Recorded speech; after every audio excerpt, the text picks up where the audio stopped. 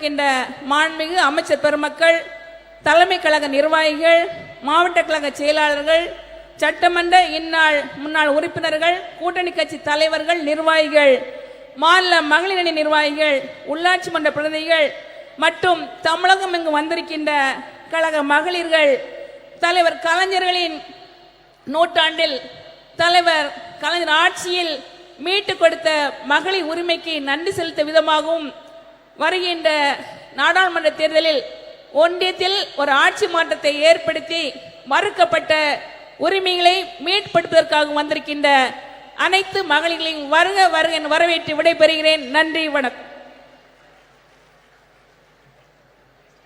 நன்றி. விருந்தினர்களை சிறப்பிக்கும் தருணம். Time to felicitate our dignitaries. மாண்புமிகு தமிழ்நாடு முதலமைச்சர் அவர்கள் திருமிகு மெஹபூபா முஃப்தி அவர்களுக்கு நினைவு பரிசு வழங்கி சிறப்பிப்பார்கள்.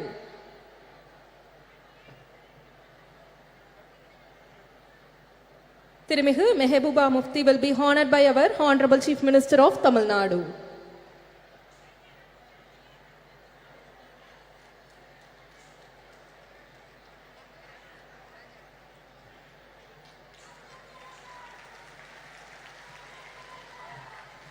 மாண்புமிகு தமிழ்நாடு முதலமைச்சர் அவர்கள் திருமிகு பிரியங்கா காந்தி வத்ரா அவர்களுக்கு நினைவு பரிசு வழங்கி சிறப்பிப்பார்கள். திருமிகு Priyanka Gandhi Vadra will be honored by our Honorable Chief Minister of Tamil Nadu.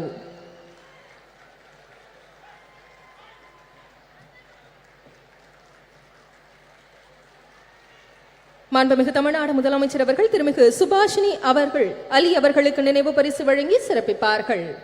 திருமிகு சுபாஷினி அலி will be honored by our Honorable Chief Minister of Tamil Nadu.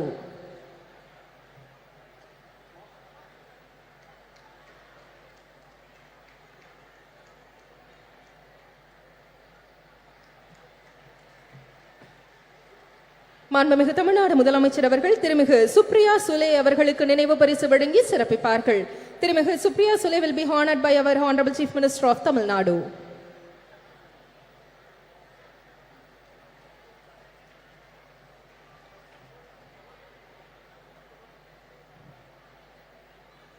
திருமிகு ஆனி ராஜா அவர்களுக்கு நினைவு பரிசு வழங்கி சிறப்பு செய்யப்பட உள்ளது. திருமிகு ஆனி ராஜா will be honored by our Honorable Chief Minister of Tamil Nadu.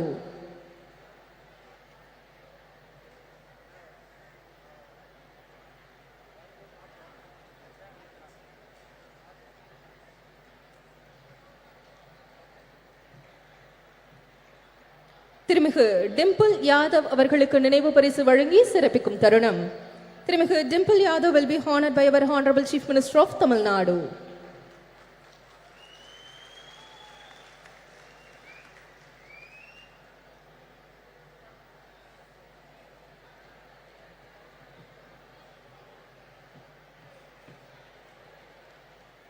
திருமிகு லேஷி சிங் அவர்களுக்கு நினைவு பரிசு வழங்கி சிறப்பிக்கும் தருணம். திருமிகு லேஷி Singh will be honored by our Honorable Chief Minister of Tamil Nadu.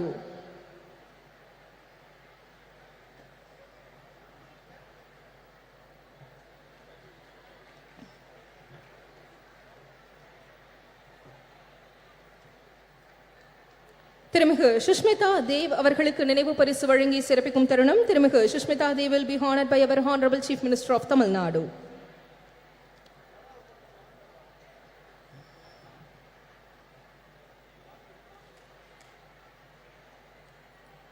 திருமிகு ராக்கி பிட்லன் அவர்களுக்கு நினைவு பரிசு வழங்கி சிறப்பிக்கும் தருணம். திருமிகு rakhi பிட்லன் will be honored by our Honorable Chief Minister of Tamil Nadu.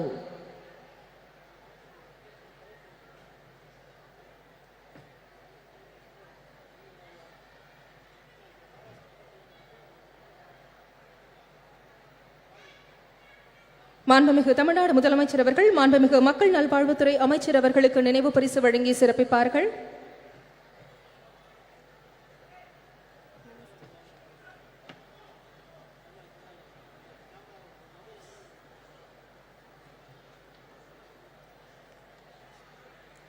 மாண்புமிகு மருத்துவ மற்றும் மக்கள் நல்வாழ்வுத்துறை அமைச்சர் அவர்களுக்கு நினைவு பரிசு வழங்கி சிறப்பிக்கப்பட உள்ளது.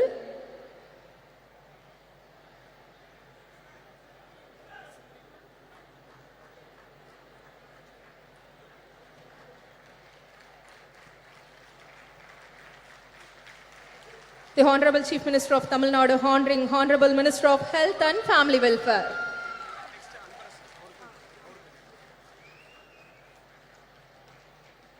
மாண்புமிகு தமிழ்நாடு முதலமைச்சர் அவர்கள் மாண்புமிகு சிறு குறு மற்றும் நடுத்தர தொழில் நிறுவனங்கள் துறை அமைச்சர் அவர்களுக்கு நினைவு பரிசு வழங்கி சிறப்பிப்பார்கள். The Honorable Chief Minister of Tamil Nadu will be honoring the Honorable Minister of Micro, Small and Medium Enterprises.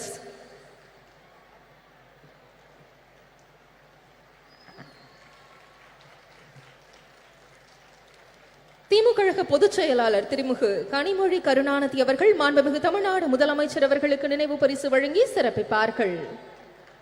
DMK Deputy General Secretary திருமிகு Kanimozhi Karunanidhi will be honoring the Honorable Chief Minister of Tamil Nadu.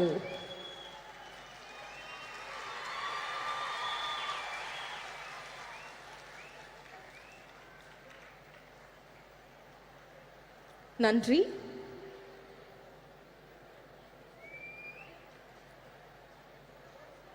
குழந்தைகள் நலன் மற்றும் பெண்களின் உரிமைகளை முதன்மையாக கொண்டு பணியாற்றி வரும் டெல்லி சட்டப்பேரவை துணைத் தலைவரும் ஆம் ஆத்மி கட்சியின் தேசிய நிர்வாக குழு உறுப்பினருமான திருமிகு ராக்கி பிட்லன் அவர்களை சிறப்புரையாற்ற அன்புடன் அழைக்கிறோம். With great pleasure we invite திருமிகு rakhi பிட்லன் for the special address.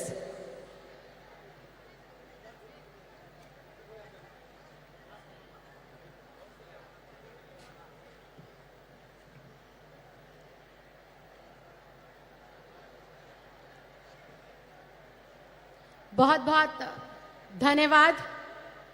मंच पर उपस्थित समस्त सम्मानित अतिथिगण, मेरे समक्ष बैठे चेन्नई के तमाम सम्मानित मतदाता, आज के इस कार्यक्रम को आयोजित करने से पहले मैं धन्यवाद देना चाहती हूं तमिलनाडु के मुख्यमंत्री श्री M.K. स्टालिन जी को, DMK की सांसद सुश्री कनिमोजी जी को, जिन्होंने ये कार्यक्रम को आयोजित किया, और देश भर से अलग अलग पार्टियों का प्रतिनिधित्व करती हुई आए हुए तमाम सम्मानित अतिथिगण जो मंच पर विराजमान है।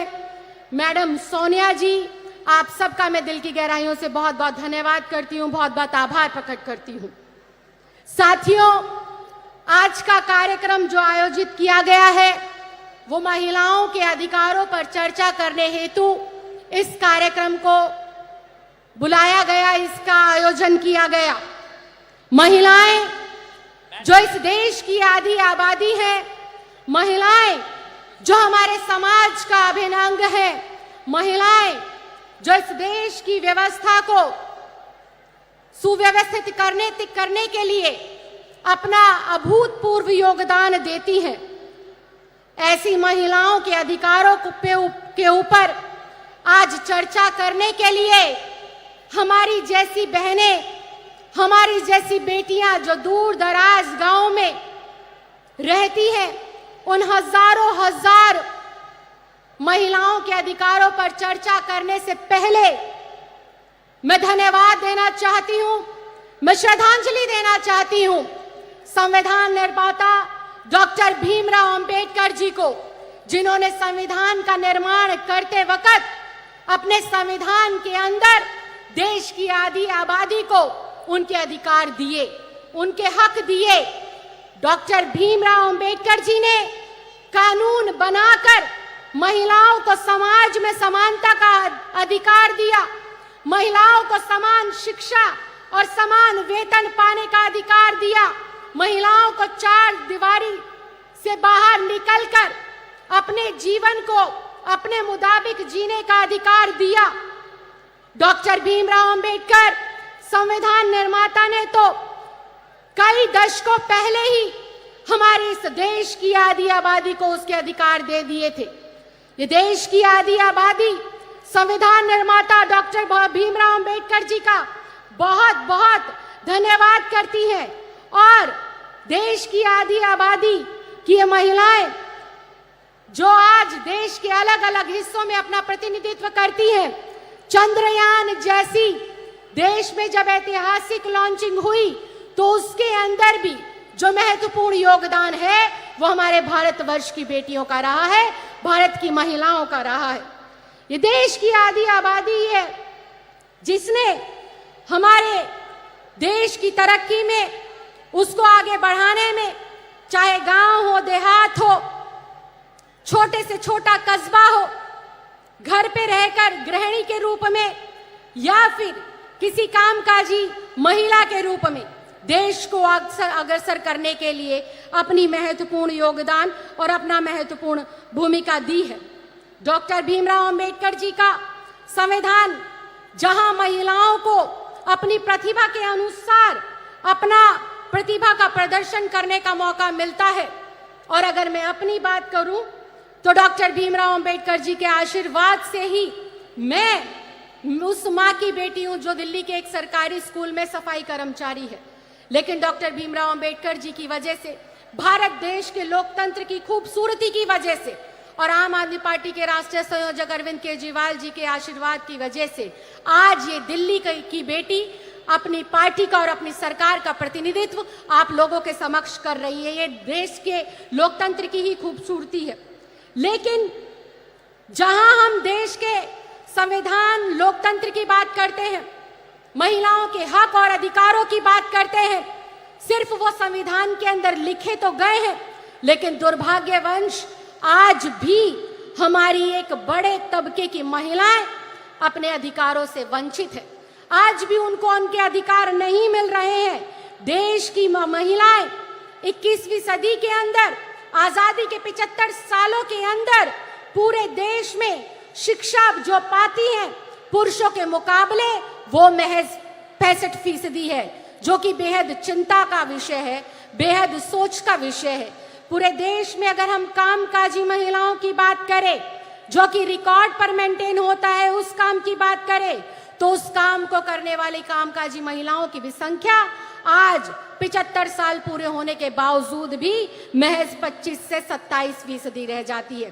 भारतीय राजनीति की बात करें, मंच पर बहुत मुझसे भी ज्यादा प्रसिद्ध, मुझसे भी ज्यादा लोकप्रिय, मुझसे भी ज्यादा ताकतवर और जिम्मेदार महिलाएं विराजमान हैं, और मैं इनके समक्ष इस बात को रख रही हूं और ये मेरी बात से सहमति भी जताएंगी कि राजनीति के अंदर महिलाओं का जो प्रतिनिधित्व है वो भारत के लोकतंत्र के लिए, हमारे देश की महिलाओं के लिए बेहद सोच का विषय है।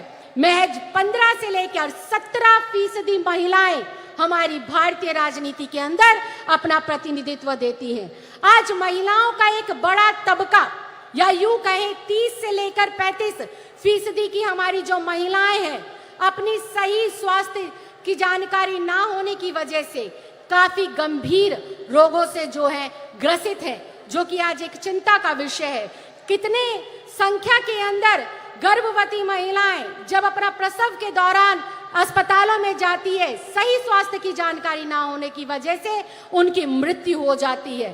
तो ये बेहद दुख का विषय है कि आज हम लोग आजादी के 75 साल मना रहे हैं, आजादी का अमृत काल मना रहे हैं, उसके उलट जो इस देश का अभिन्न अंग है, जो इस देश की जनसंख्या का 50% है, उसके भी आज हम स्वास्थ्य की चिंता, उसके शिक्षा की चिंता, उसकी सुरक्षा की चिंता, उसके रोजगार की चिंता के ऊपर आज इतना बड़ा सम्मेलन कर रहे हैं। इसके उलट अगर देखें, पिछले 75 सालों के अंदर आजादी में के बाद भी संविधान में अपने अधिकारों को प्राप्त करने के बावजूद भी आज महिलाओं के लिए क्या बढ़ रहा है? महिलाओं के लिए क्राइम दिन प्रतिदिन बढ़ रहा है। दूर दराज में रहने वाली कोई बेटी हो या शहर के बीचों बीच रहने वाली कोई बुजुर्ग महिला हो, हर वक्त 24 घंटे हर पहर वो असुरक्षा के भाव में जीती है। चाहे वो कोई कस्बा हो, चाहे गांव हो, देश की राजधानी हो, किसी शहर की, प्रदेश की राजधानी हो, आज हमारी बहन बेटियों के अंदर, आज हमारी महिलाओं के अंदर असुरक्षा का भाव हर वक्त उनके दिमाग में रहता है। इसके साथ साथ अशिक्षा का जो माहौल है, अशिक्षा का जो आंकड़ा है, वो जैसे जैसे आजादी का हमारा देश का समय बढ़ता जा रहा है, महिलाओं की अशिक्षा का आंकड़ा उतनी तेजी से बढ़ता जा रहा है। इसके साथ साथ घरेलू हिंसा हो, अत्याचार हो, महिलाओं की आवाज को दबाने वाले जो है अपराध हो, नित दिन उनका ग्राफ बढ़ता जा रहा है, जो कि बेहद दुर्भाग्यपूर्ण है। संविधान के अंदर तो, सरकारों के अंदर तो हम लोगों ने सिर्फ कागजों के ऊपर अपनी बेटियों को, अपनी महिलाओं को, अपनी बहनों को हक और अधिकार दिए हैं, लेकिन वास्तव में आज जरूरत है उन हक को, उन अधिकारों को जमीन पर उतार कर उनकी झोली में डालने का, उनको लाभ पहुंचाने का। आज जरूरत है समाज के तमाम बुद्धिजीवियों को, आज जरूरत है तमाम राजनीतिक दलों के, राजनीतिक लोगों को, आज जरूरत है जो है केंद्र की सरकार में बैठे हुए लोगों को और राज्य की सरकारों में बैठे हुए लोगों को ये सोचने की, इस पर मंथन करने की, इस पर चिंतन करने की जरूरत है कि हम हमारी बेटियों के अंदर से यह असुरक्षा का भाव कैसे खत्म करें, कैसे हम इस देश की प्रगति में अपना महत्वपूर्ण योगदान देने वाली देश की आधी आबादी जो हमारी बहनें हैं, जो हमारी माएं हैं, इनको कैसे हम बेहतर से बेहतर सुरक्षा दें, रोजगार के बेहतर से बेहतर अवसर प्रदान करें। आज राजनीति के अंदर जितनी महिलाओं की जरूरत है उससे कहीं ज्यादा मुझे लगता है कि उन महिलाओं की जरूरत है जो गलियों में, कस्बों में, गली में, मोहल्लों में जाकर महिलाओं को उनके हक के लिए जागने का काम करे, उनको जागरूक बनाने का काम करे और आगे बढ़ाने का काम करे। मैं एक बार फिर से दिल की गहराइयों से बहुत बहुत धन्यवाद देना चाहती हूँ, बहुत बहुत आभार प्रकट करना चाहती हूँ तमिलनाडु की सरकार का और यहाँ पर आए हुए तमाम लोगों का, तमाम आयोजनकर्ताओं का कि आपने देश की 75वीं वर्षगांठ जो खत्म हो गई है, अमृत काल के मौके पर इस ज्वलंत मुद्दे को उठाया। देश की जरूरत है आज महिलाओं को सशक्तिकरण देने की, देश की जरूरत है आज महिलाओं को उनके अधिकार देने की और देश को आज जरूरत है आखिरी पंक्ति में खड़ी हुई महिला को शिक्षित करने की, रोजगार देने की। आपने मुझे बोलने का मौका दिया, इसके लिए मैं बहुत बहुत धन्यवाद देती हूँ, बहुत बहुत आभार प्रकट करती हूँ। जय हिंद, जय Bharat. Thank you, ma'am, for your special address. பெண்ணுரிமைக்கு தொடர்ந்து குரல் கொடுத்து வருபவரும் திரிணாமுல் காங்கிரஸ் கட்சியின் தேசிய செய்தி தொடர்பாளருமான திருமிகு சுஷ்மிதா தேவ் அவர்களை சிறப்புரையாற்ற அன்புடன் அழைக்கிறோம். It is our privilege and honor to invite திருமிகு Sushmita Dev, national spokesperson for the Trinamool Congress, well known for her unwavering dedication to championing women rights, to deliver the special address.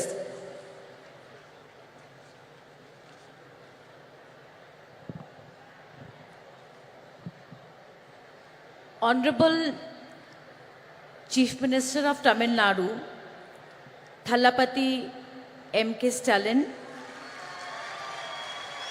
I have to say it's a great honor to come face to face with you, sir, for the first time. Former Jammu and Kashmir Chief Minister Mehbooba Mufti ji, Honorable Member of Parliament Kandi Mohi ji,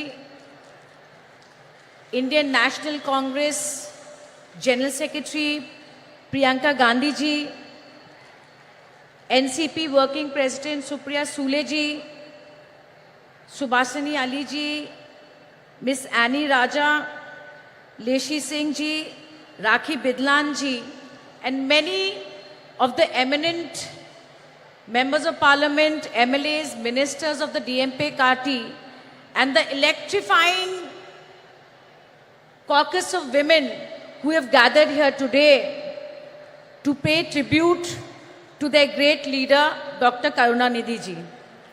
I am absolutely elated to represent my party, All India Trinamool Congress, in the centenary year celebration of Kalangiyar Dr. Karunanidhi, the longest serving Chief Minister of Tamil Nadu. On behalf of my leader, Honorable Chief Minister of Bengal and Chairperson of the party, Mamata Banerjee, I pay my respectful tribute to him. This is a significant platform to speak about the future of women in India. The esteemed speakers here on stage and everybody attending this discussion today will agree that Dr. Karunanidhi has a legacy of work driven towards social justice and equality of all. His initiatives were path-breaking, not just for women, but I have to say, for the third gender. He set a new precedent in Tamil Nadu by starting a welfare board for them. Till today, he is remembered for giving equal right to women to ancestral property for the first time in India.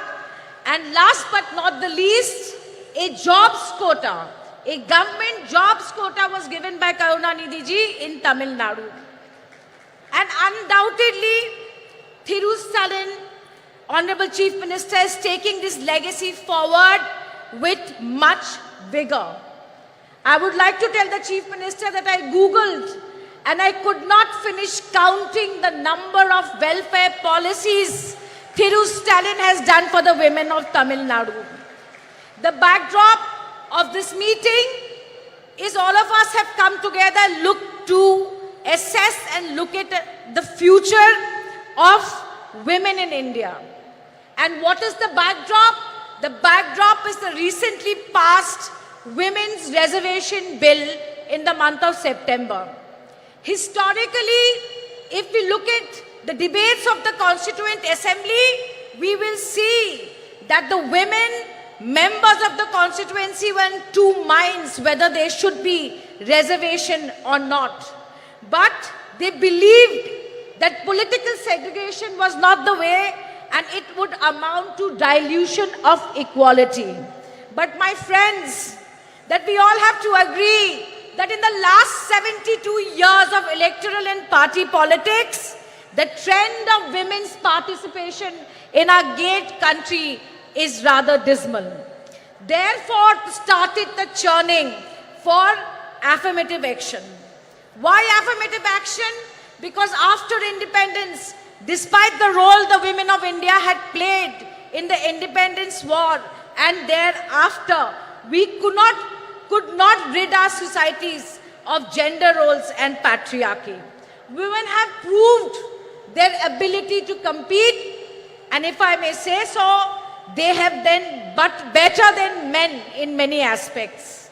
Yet, their economic and political participation is dwindling. I am pained to say that we all today cannot keep repeating that what are the causes, what are the reasons why women of India are behind. But I think we all have to be instrumental in changing this. And may I say that no affirmative action alone can succeed. No affirmative action alone can succeed. I strongly believe that every single political party is a gateway to politics for women of India. The All India Trinamool Congress and my leader, Mamta Banerjee, implemented women's reservation during the 2019 parliamentary elections. She gave 41% nominations to women. And let me tell you, it was not an easy election for her. The 17 women who got tickets, I am proud to say that the 9 of them today are sitting in the Lok Sabha. Now, every 1 in 3 women in the Lok Sabha are from the Trinamool Congress.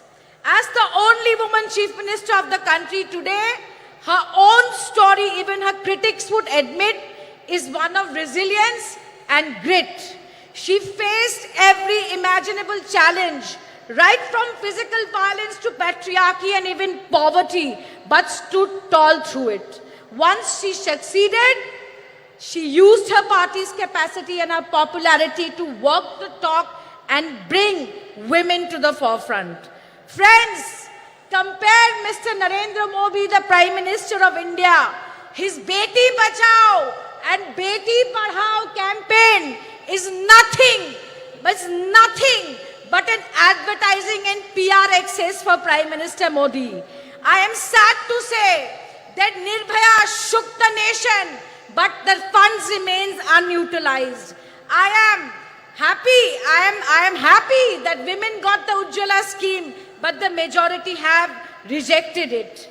BJP, with an absolute majority, has delayed the reservation bill and given us a bill which is shackled in preconditions. It is preconditioned on a fresh census and a delimitation process. I hear on television people saying that women's reservation will be implemented in 2034. But let me tell you today that there is absolutely no guarantee that that even if everything goes well, women's reservation will not come into effect till 2037. Not till 2037. The last time the Delimitation Commission was set up, it took 6 years to give a report. 6 years. Therefore, my friends, BJP is infamous for tokenism. Today, when the women's reservation bill was being debated in the parliament, we should be ashamed. We should be ashamed that the BJP MP accused of molesting our wrestlers was sitting in the parliament. Today, while women were being paraded naked in Manipur, raped and children orphaned, today the Prime Minister's conscience were not shaken. But like I said, how do we do it differently? And the only thing that I can think of is where women have voted in greater numbers, why should they remain at a minimum of a bare number of 9% in the Lok Sabha? If we want to change this, I feel that there has to be political will. I hope that you will agree with me that it is everyone's duty, every political party's duty to demolish the systemic and systematic discrimination and marginalization of women within parties has to stop. It must stop. We have to show the political will to have women in more substantive positions. But last but not the least, and I'm about to end my speech, that we have to recognize that to bring women to the forefront of politics, we need progressive male leaders like Dr. Karunanidhi. We need progressive male leaders like Shri Rajiv Gandhi ji, who gave the Panchayati Raj reservation. We need social activists like Raja Ram Mohan Nai, who stopped sati. I have absolutely no doubt in my mind that India parties will come to power in 2024 and oust this regressive and anti-woman regime that is ruling the country and convert and turn this Women's Reservation Act into the greatest enabler in the history of this country for women amendment. I end my speech by quoting the only woman Prime Minister in this country, Indira Gandhi ji. There are two kinds of people, those who do the work and those who take the credit.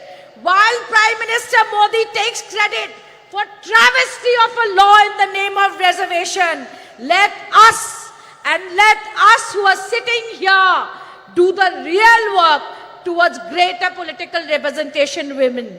With these words, I once again thank the DMK party. I thank the women wings of the DMK party and your patience for listening to me. Jai Hind. Thank you very much. Thank you, ma'am. Bihar மாநிலத்தின் உணவு மற்றும் நுகர்வோர் பாதுகாப்புத்துறை அமைச்சரும் ஐக்கிய ஜனதா தளம் கட்சியின் தேசிய நிர்வாக குழு உறுப்பினருமான திருமிகு லேஷி சிங் அவர்களை சிறப்புரையாற்ற அன்புடன் அழைக்கிறோம். We request திருமிகு லேஷி Singh, the Minister for Food and Consumer Protection of Bihar State.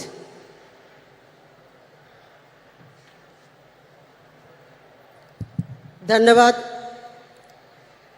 आज महिला अधिकार सम्मेलन में सर्वप्रथम मैं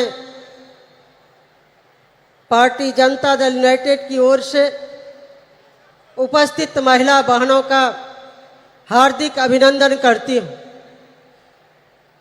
मैं आभार प्रकट करना चाहती हूं हमारे माननीय मुख्यमंत्री श्री नीतीश कुमार जी एवं जनता दल यूनाइटेड के राष्ट्रीय अध्यक्ष आदरणीय ललन सिंह जी का, जिन्होंने इस ऐतिहासिक कार्यक्रम में मुझे प्रतिनिधित्व करने का अवसर प्रदान किया। मैं बहुत धन्यवाद देना चाहूँगी देश की चर्चित प्रसिद्ध महिला नेत्री डीएम के सांसद बड़ी बहन आदरणीय कनिमोझी जी का, जिन्होंने मुझे व्यक्तिगत रूप से दूरभाष पर संपर्क कर इस प्रोग्राम में आने के लिए आमंत्रित किया। मैं जनता दल यूनाइटेड की ओर से इस कार्यक्रम में उपस्थित इस लोकप्रिय मुख्यमंत्री आदरणीय M.K. स्टालिन जी, कांग्रेस की राष्ट्रीय महासचिव एवं देश की महिला बहनों की प्रेरणा स्रोत आदरणीय बहन प्रियंका गांधी जी, जम्मू कश्मीर की पूर्व मुख्यमंत्री एवं PDP पार्टी की अध्यक्ष महबूबा मुफ्ती जी, देश की प्रसिद्ध वरिष्ठ सांसद एवं NCP पार्टी की कार्यकारी अध्यक्ष बहन सुप्रिया सूले जी, समाजवादी पार्टी की नेता एवं माननीय सांसद बहन डिम्पल यादव जी, पूर्व सांसद एवं CPI-M पार्टी की पोलित ब्यूरो सदस्य बहन सुभाषिनी अली जी, पूर्व सांसद एवं ऑल इंडिया तृणमूल कांग्रेस की राष्ट्रीय प्रवक्ता बहन सुष्मिता देव जी, CPI की राष्ट्रीय कार्यकारिणी की सदस्य NFIW की राष्ट्रीय महासचिव बड़ी बहन एनी राजा जी, दिल्ली विधानसभा की माननीय उपाध्यक्ष एवं आम आदमी पार्टी की राष्ट्रीय कार्यकारिणी की सदस्य बहन राखी बिरला जी का मैं अभिनंदन करती हूँ। बहनों, कहा जाता है कि यत्र नारी पूज्यन्ते तत्र देवता, यानी जहाँ नारी की पूजा होती है वहाँ देवता का वास होता है। हम नारी सर्वशक्तिमान हैं।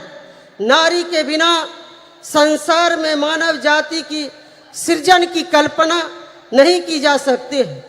इसी शक्ति को सम्मान देने के लिए हमारे बिहार में माननीय मुख्यमंत्री श्री नीतीश कुमार जी ने सत्ता संभालते ही 2006 से पंचायती राज संस्थानों में एवं 2007 से नगर निकाय के निर्वाचन में महिलाओं के लिए 50% आरक्षण दिया जा रहा है।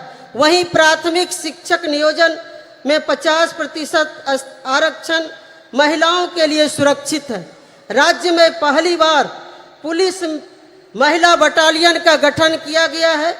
राज्य के सभी 40 पुलिस जिलों एवं 4 रेल पुलिस जिलों में एक महिला थाना की स्थापना किया गया है। राज्य में अनुसूचित जनजाति की महिलाओं के लिए स्वाभिमान बटालियन का गठन किया गया है। वहीं पुलिस बल में सिपाही से अवर निरीक्षक तक के पदों में सीधी नियुक्ति में महिलाओं के लिए 35% आरक्षण की व्यवस्था की गई। सरकारी सेवाओं संवर्गों के सभी स्तर के एवं सभी प्रकार के पदों पर सीधी नियुक्ति में 35% आरक्षण दिया ही जा रहा है। एक उदाहरण मात्र मैं देना चाहूँगी। बिहार राज्य में 1,07,431 पंच के पद पर कुल 63,974 पंच की सीट पर महिला जीतकर आई है। 38 जिला परिषद अध्यक्ष में 29 महिला जिला परिषद अध्यक्ष। वहीं कुल 8,058 मुखिया में कुल 4209 मुखिया पद पर आसीन है।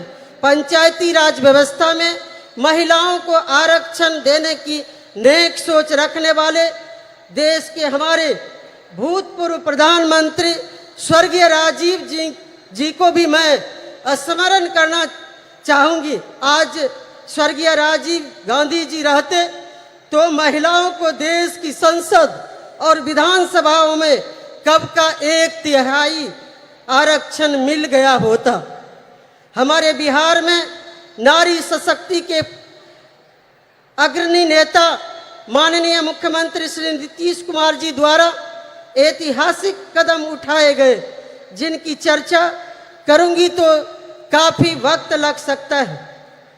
मुख्यमंत्री बालिका पोशाक योजना, छात्रवृत्ति योजना, साइकिल योजना, बालिका प्रोत्साहन योजना, बिहार स्टूडेंट क्रेडिट कार्ड योजना, मुख्यमंत्री किशोरी स्वास्थ्य कार्यक्रम आदि चलाकर महिलाओं को अवसर प्रदान किया गया है। मुख्यमंत्री कन्या उत्थान योजना, लक्ष्मीबाई पेंशन योजना, मुख्यमंत्री नारी शक्ति योजना से महिलाओं को काफी लाभ पहुंचा है।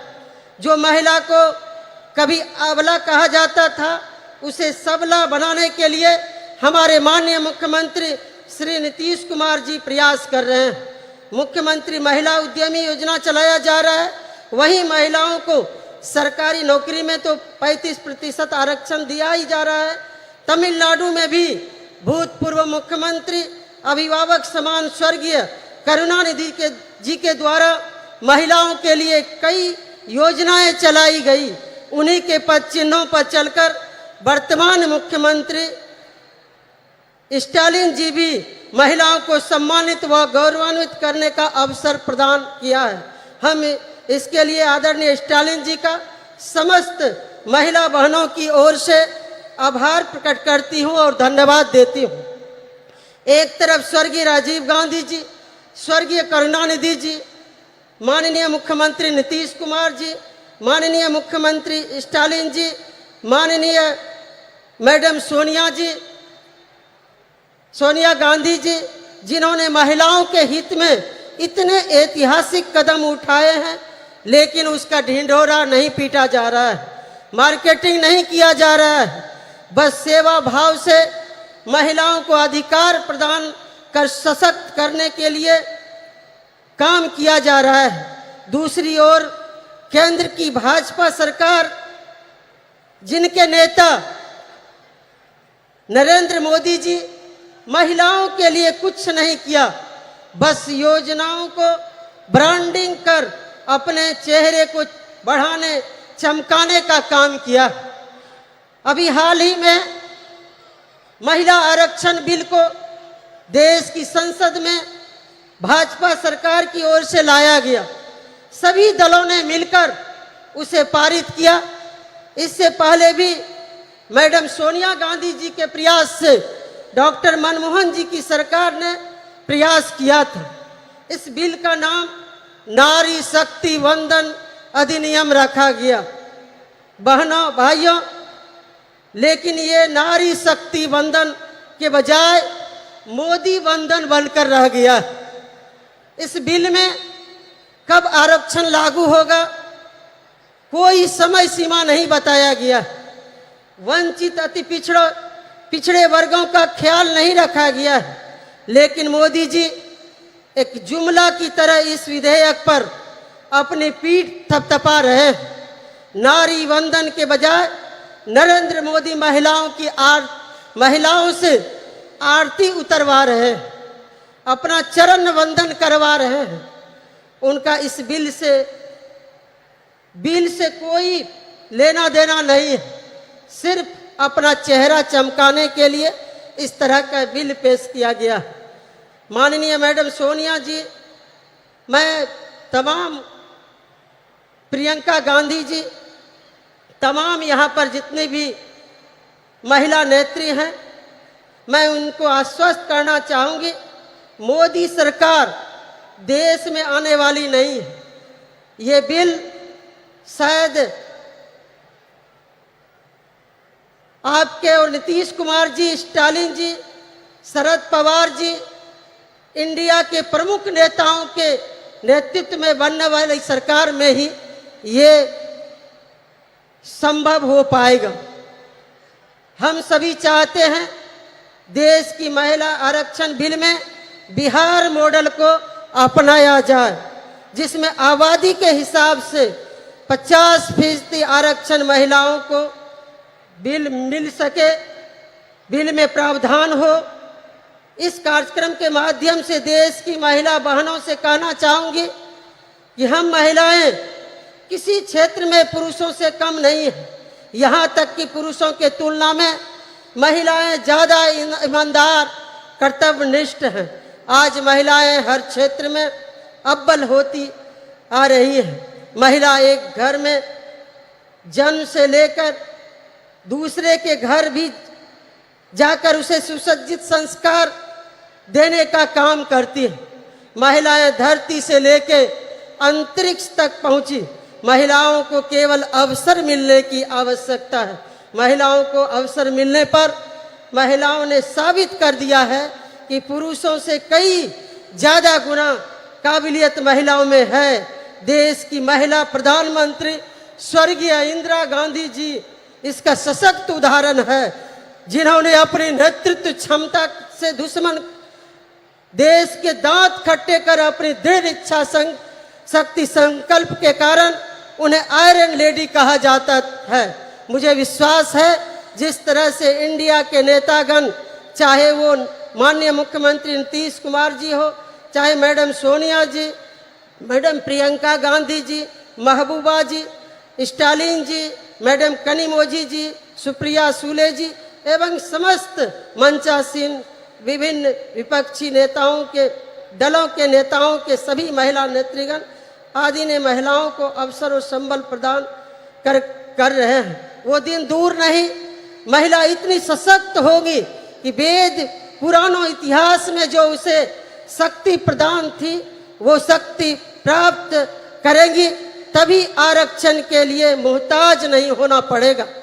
मैं विनम्रता के साथ अनुरोध करना चाहूँगी मैडम प्रियंका जी से, मैडम कनिमोझी जी से, मैडम सुप्रिया सूले जी से, महबूबा जी से एवं समस्त मंचासीन सभी महिला नेत्रियों से कि एकजुट होकर देशव्यापी कार्यक्रम के तहत मातृवंदन अभियान पर निकले। हम सभी साथ मिलकर कदम से कदम मिलाकर चलने को तैयार हैं। देश की महिलाएं आप सबों को पुकार रही है, आप आगे बढ़ें, हम सभी साथ हैं। बस आदि आबादी ही नरेंद्र मोदी का हिसाब किताब बराबर कर देंगी। मुझे विश्वास है कि मेरे अनुरोध पर आप सभी विचार करेंगी। अंत में मैं बिहार के माननीय मुख्यमंत्री श्री नीतीश कुमार जी की ओर से यहाँ उपस्थित महिला बहनों को शुभकामना प्रेषित करती हूँ। उनकी ओर से महिलाओं की अधिकार की हर लड़ाई में सहयोग समर्थन का भरोसा देते हुए यही उनका शुभकामना संदेश है। पुनः इस कार्यक्रम में आयोजनकर्ता मैडम कनिमोझी जी, यहाँ के लोकप्रिय मुख्यमंत्री आदरणीय स्टालिन जी एवं समस्त मंचासीन नेताओं बड़ों से आशीर्वाद लेते हुए अपनी वाणी को विराम देती हूँ। जय हिंद, जय Bharat. Thank you, ma'am. Samajwadi கட்சியை சேர்ந்த நாடாளுமன்ற உறுப்பினர் திருமிகு டிம்பிள் யாதவ் அவர்களை சிறப்புரையாற்ற அன்புடன் அழைக்கிறோம். We are delighted to welcome திருமிகு Dimple Yadav. Member of Parliament has demonstrated that women's parliamentation in politics lead to the empowerment of society to deliver special address. Thalapati M.K. Stalin ji, Mrs. Kani Mohi, MP and Deputy General Secretary of DMK, General Secretary of International Congress Priyanka Gandhi ji, MP and Working President of NCP Mrs. Supriya Sule ji, former Chief Minister of Jammu Kashmir, Chairperson PDP Mrs. Mehbooba Mufti ji, former MP and Pilot Bureau Member of CPI-M Mrs. Subhashini Ali ji, National Congress National Executive Committee Member CPI Mrs. Ani Raja ji, Minister of Food and Consumer Protection Government of Bihar Mrs. Leshi Singh ji, Deputy Speaker Delhi Assembly and National Executive Member of AAP Mrs. Rakhi Bidlan ji, former MP and National Spokesperson AITC Mrs. Shushmita Dev ji, and all the dignitaries who are present in front of me, all the distinguished guests and my fellow citizens of India. This day and moment have been 100 years in the making, as today we celebrate the centenary of the DMK patriarch and a great son of soil, a towering leader, a progressive ideologue, a politician par excellence, and the founder of the political movement for the betterment of India and all its people, respected Shri M. Karunanidhi ji. He was popular as Kalanyar and Muttamind Aranyar. Kalanyar was the title of Tamil politics, His life was marked by a relentless struggle for social justice and the empowerment of the marginalized communities, minorities, OBCs, SC/STs, and especially women. His political journey was an unending quest to eradicate social inequalities. He championed the cause for women's rights, advocating for gender equality in a deeply patriarchal society. He advocated affirmative actions to support oppressed, marginalized communities and minorities. He was a great advocate of increased state autonomy and accountability in the Indian federal structure. He pursued the Rajamanar Committee's report that was accepted by the then Prime Minister, Mrs. Indira Gandhi ji, and the Chief Ministers got the right to hoist the flags on Independence Day. Kalina's life was dedicated to the pursuit of social justice, an endeavor that remains even more relevant and inspiring today. His vision was rooted in the principles of equality, fairness, and inclusivity. He believed that society could only prosper when every citizen, regardless of their background, was given equal opportunities to thrive. Under his leadership, the DMK pioneered several progressive policies that aimed to uplift the marginalized and oppressed sections of society. His government increased the reservation for backward classes from 25 to 31% and from 16 to 18% for SC/STs, established the first ministry for the welfare of the backward class.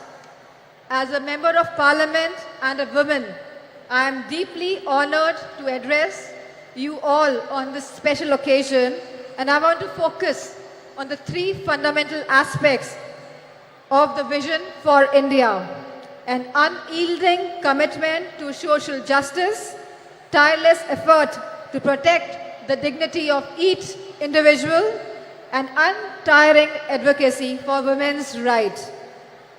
Samajwadi Party remains committed to these ideals as we cherish and uphold an unwavering commitment to protecting the respect and dignity of every individual.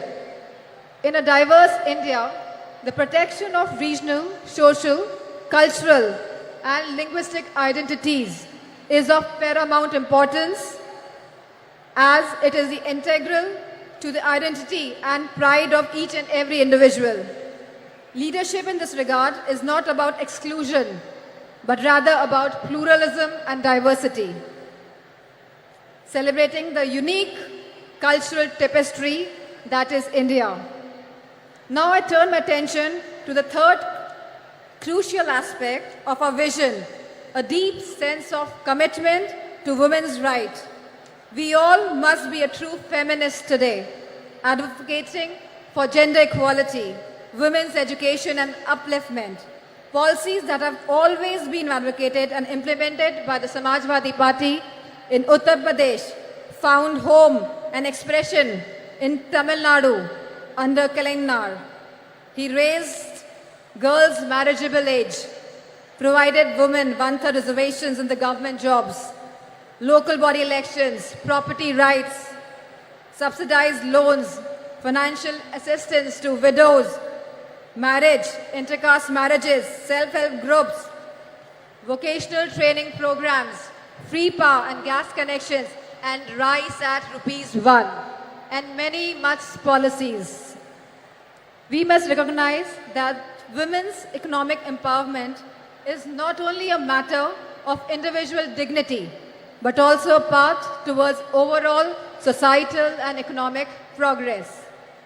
This is in strict conformance to what successive Samajwadi Party governments have delivered for women in Uttar Pradesh under the Chief Ministership of Honorable Netaji and Shri Akhilesh Yadav ji. For us, women's rights is not a manner of speech, but a matter of faith and action. Let me draw the focus to the task at hand for this August gathering. the Magalir Urmai Manadu, being organized today by the DMK Women's Wing, headed by MP Kani Mohi, calls upon the central government, headed by BJP, for immediate action on women's rights issues.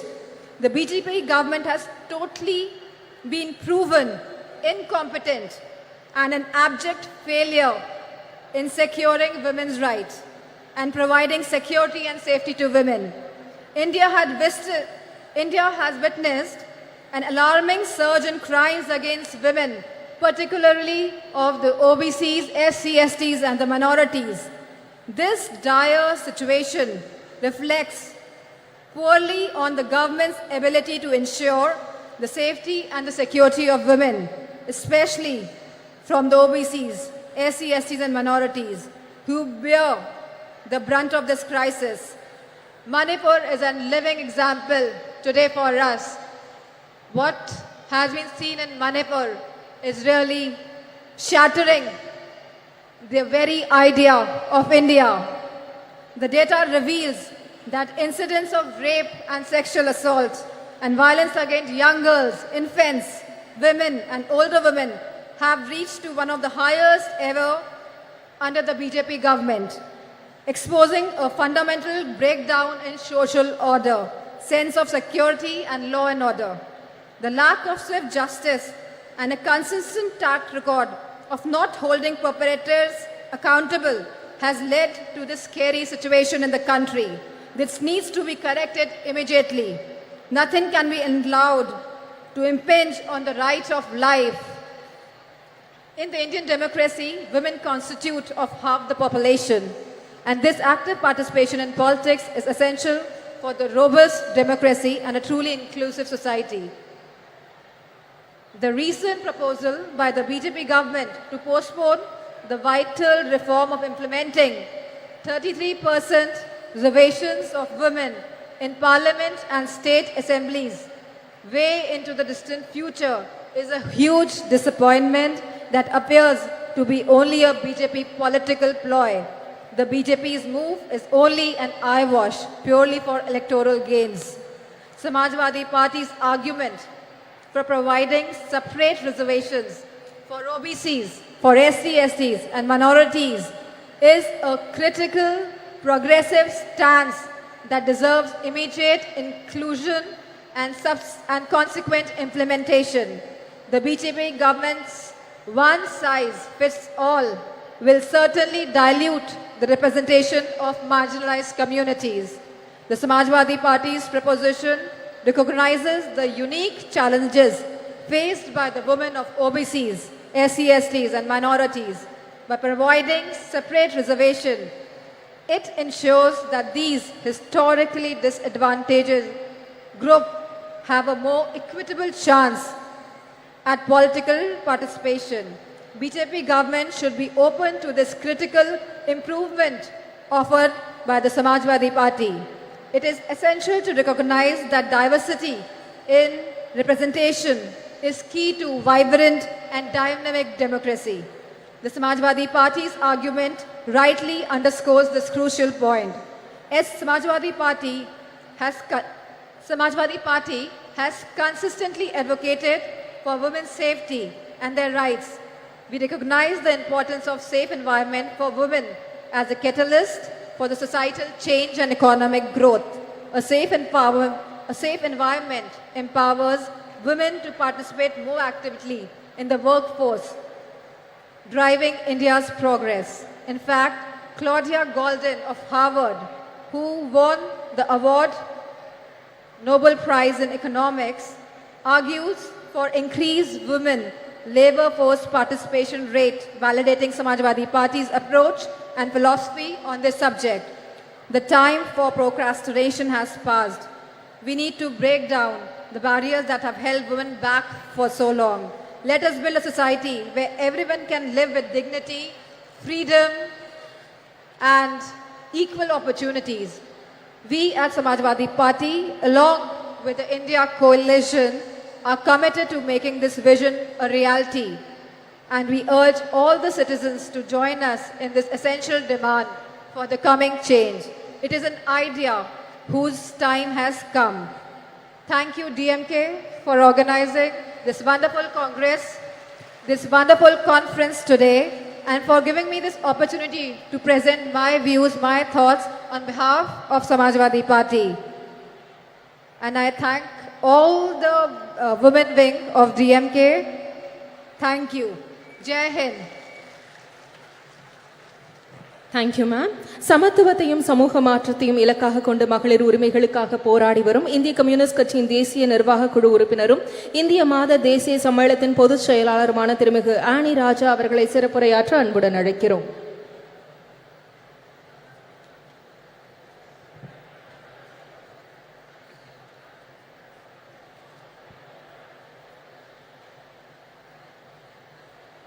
From the depth of my heart, I express my homage to the only one Kalaignar who showed the people and the country that how the words can be transformed into actions and how it can be beneficial to the people and especially to the women and children of the country, particularly the state of Tamil Nadu.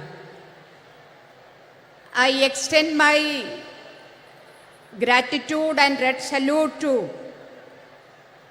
Tandai Periyar, Phule, Dr. Ambedkar, Ayyankali, Ayodhyadas Pandita for their immense contribution and effort for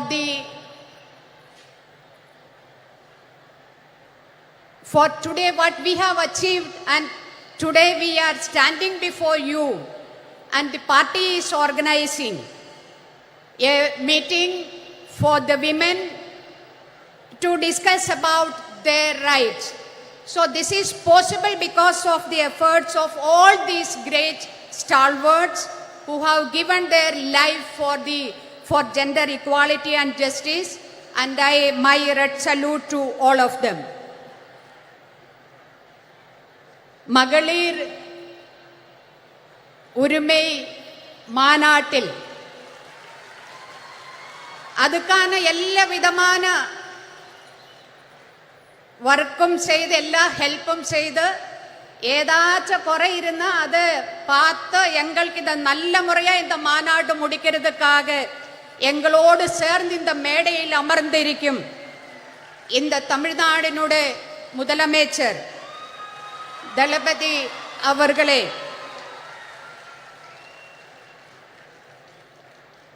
இந்த கூட்டத்தில் நம்மோடு உரையாடுறதுக்கு பேசுறதுக்கு இங்கே வருவாயிருக்கிற இந்திய national காங்கிரஸினுடைய தலைவி சோனியா காந்தி அவர்களே, மெஹபூபா தோழியர், நான் எல்லோரும் தோழியர் கூப்பிடுது. I would like to call you all as comrades. So தோழியர் மெஹபூபா முஃப்திஜி, தோழியர் பிரியங்கா காந்திஜி, தோழியர் கனிமொழிஜி, தோழியர் சுபாஷினிஜி, தோழியர் சுப்ரியா சூலேஜி, தோழியர் டிம்பிள் யாதவ்ஜி, தோழியர் லெஷி சிங்ஜி, தோழியர் சுஷ்மிதா தே, தோழியர் ராக்கி, அண்ட் நம்மளை எல்லோரும் இங்கே வருக வருக என்று வெல்கம் பண்ணி அமர்ந்திருக்கிற தோழியர் ஹெலன்ஜி, உங்களுக்கு எல்லோருக்கும் இந்தியன் கம்யூனிஸ்ட் பார்ட்டி சிபிஐயுடைய இந்திய மாதர் தேசிய சம்மேளனம் NFIW நெஞ்சார்ந்த வணக்கத்தையும் வாழ்த்துக்களையும் தெரிவிக்கிறேன்.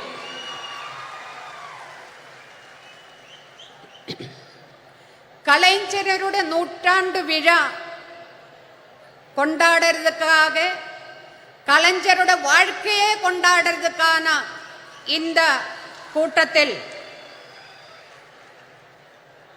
இங்கே அமர்ந்திருக்கிற இந்த தமிழ்நாட்டினுடைய எல்லா மாவட்டங்களிலும் வந்திருக்கிறார் என்னுடைய அன்புக்கும் மரியாதைக்கும் கூறிய தோழியர் டிஎம்கேட தோழியர்களே, உங்களை எல்லோரையும் சேர்த்து பிடிச்சு ஒரு முத்தத்தை கொடுக்கிறேன்.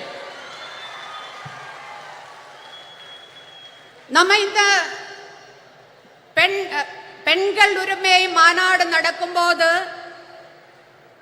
என்ன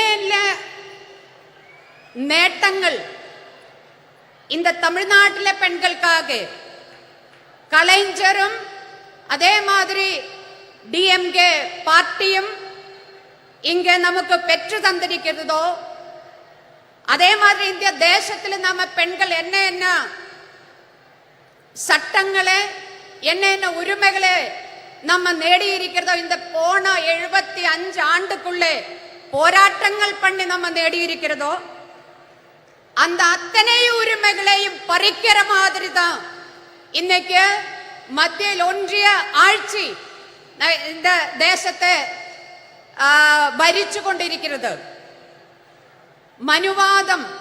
മനുവാദി ഫാസിസം ഇന്ത്യാവിൽ എല്ലായിടത്തിലുമേ പാമ്പ് മാതിരി വിഷപ്പാമ്പ് മാതിരി പത്തി വിടർത്തി ആടരുത് ഒരു നിലമേ പാക്കരുത്. മതേതര മതസാർവറ്റ ഇന്ത്യാവിനുടെ പാറാളമன்றத்தில் இன்னைக்கு கேட்கிறது ஜெய் ஸ்ரீராம்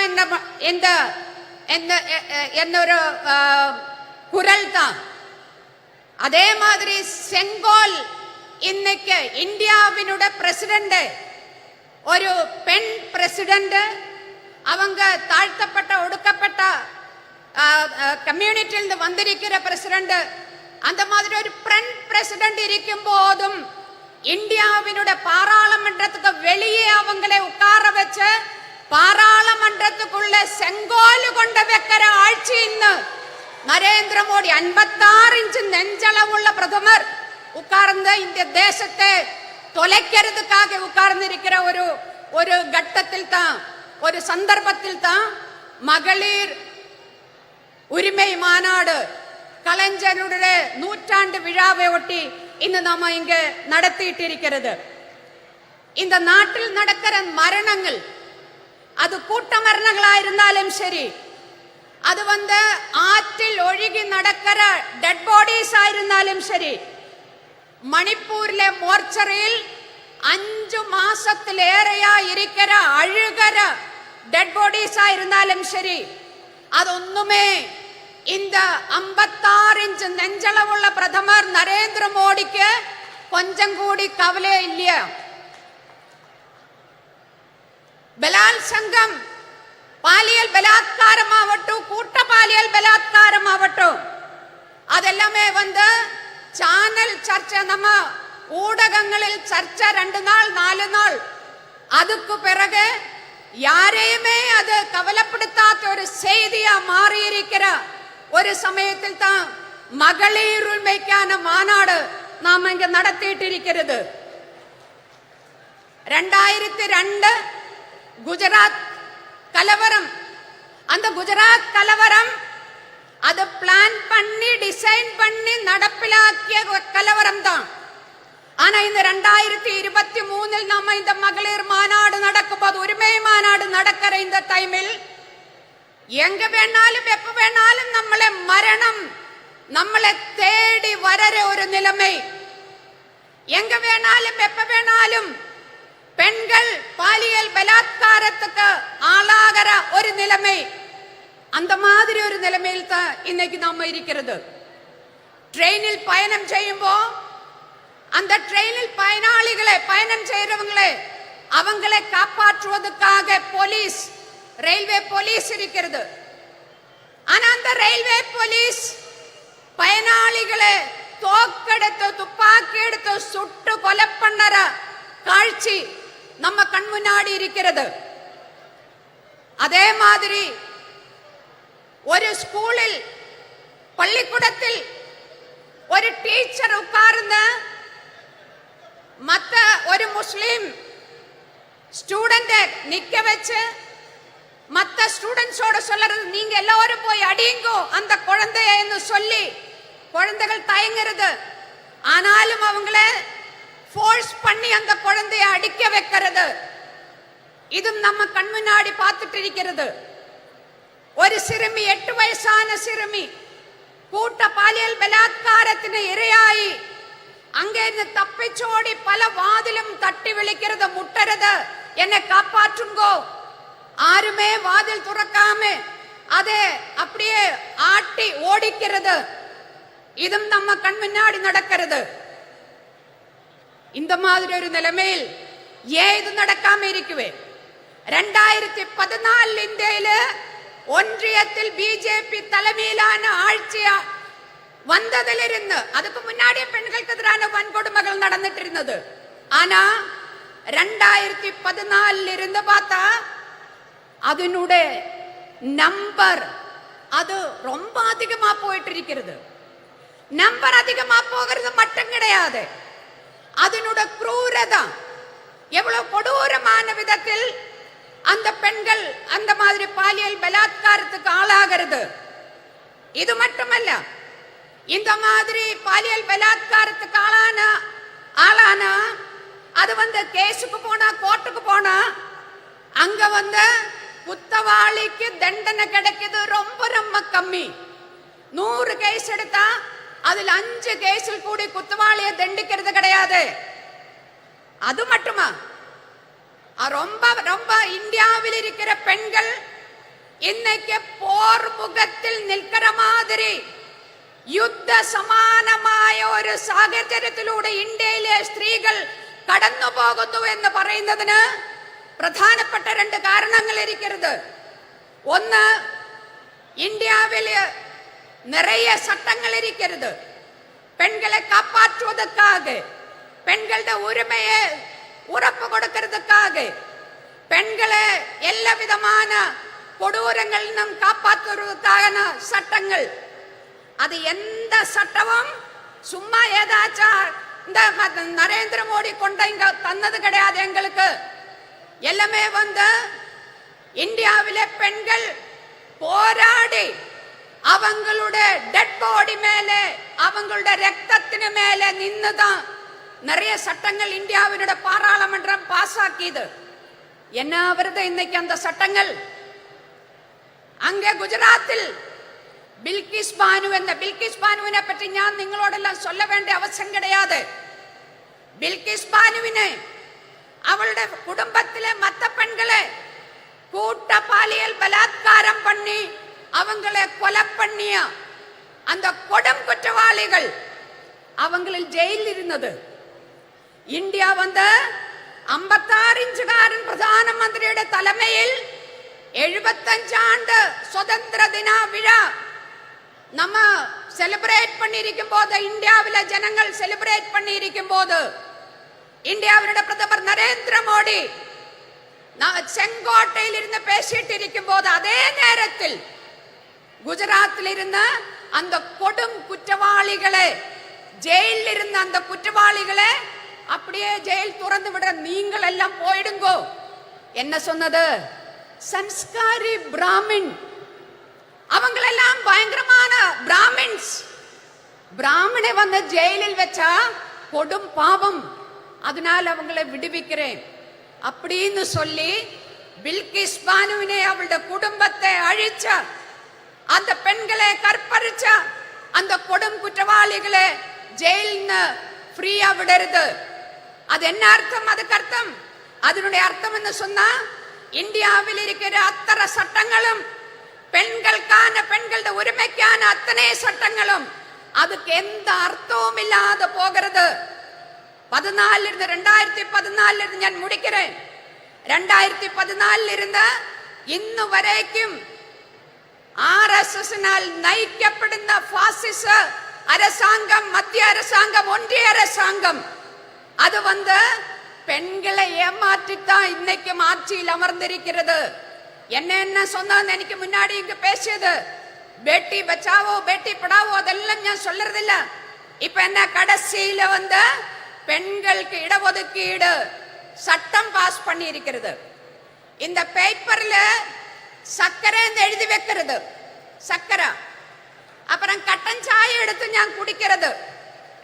அந்த கட்டன் சாயில விலைவாசினால சக்கரை கிடையாது. இன்னைக்கு சென்டர் அங்க இருந்த சக்கரை கொடுக்கறது கிடையாது. இங்க தமிழ்நாட்டுல சக்கரை கொடுக்கறதா என்னன்னு தெரியல எனக்கு. ஆனா இந்த கட்டன் சாய் இப்படி பார்த்து, அல்ல சாரி, இந்த பேப்பர்ல சக்கரை எழுதி இருக்கிறது இப்படி ஒரு முறை பார்த்து, கட்டன் சாயா குடிச்சா மதுரிக்குமா இனிப்பா இருக்குமா? அதே மாதிரி தான் ஏட்டிலே புக்கிலே பசு புல்லு தின்ன மாட்டே.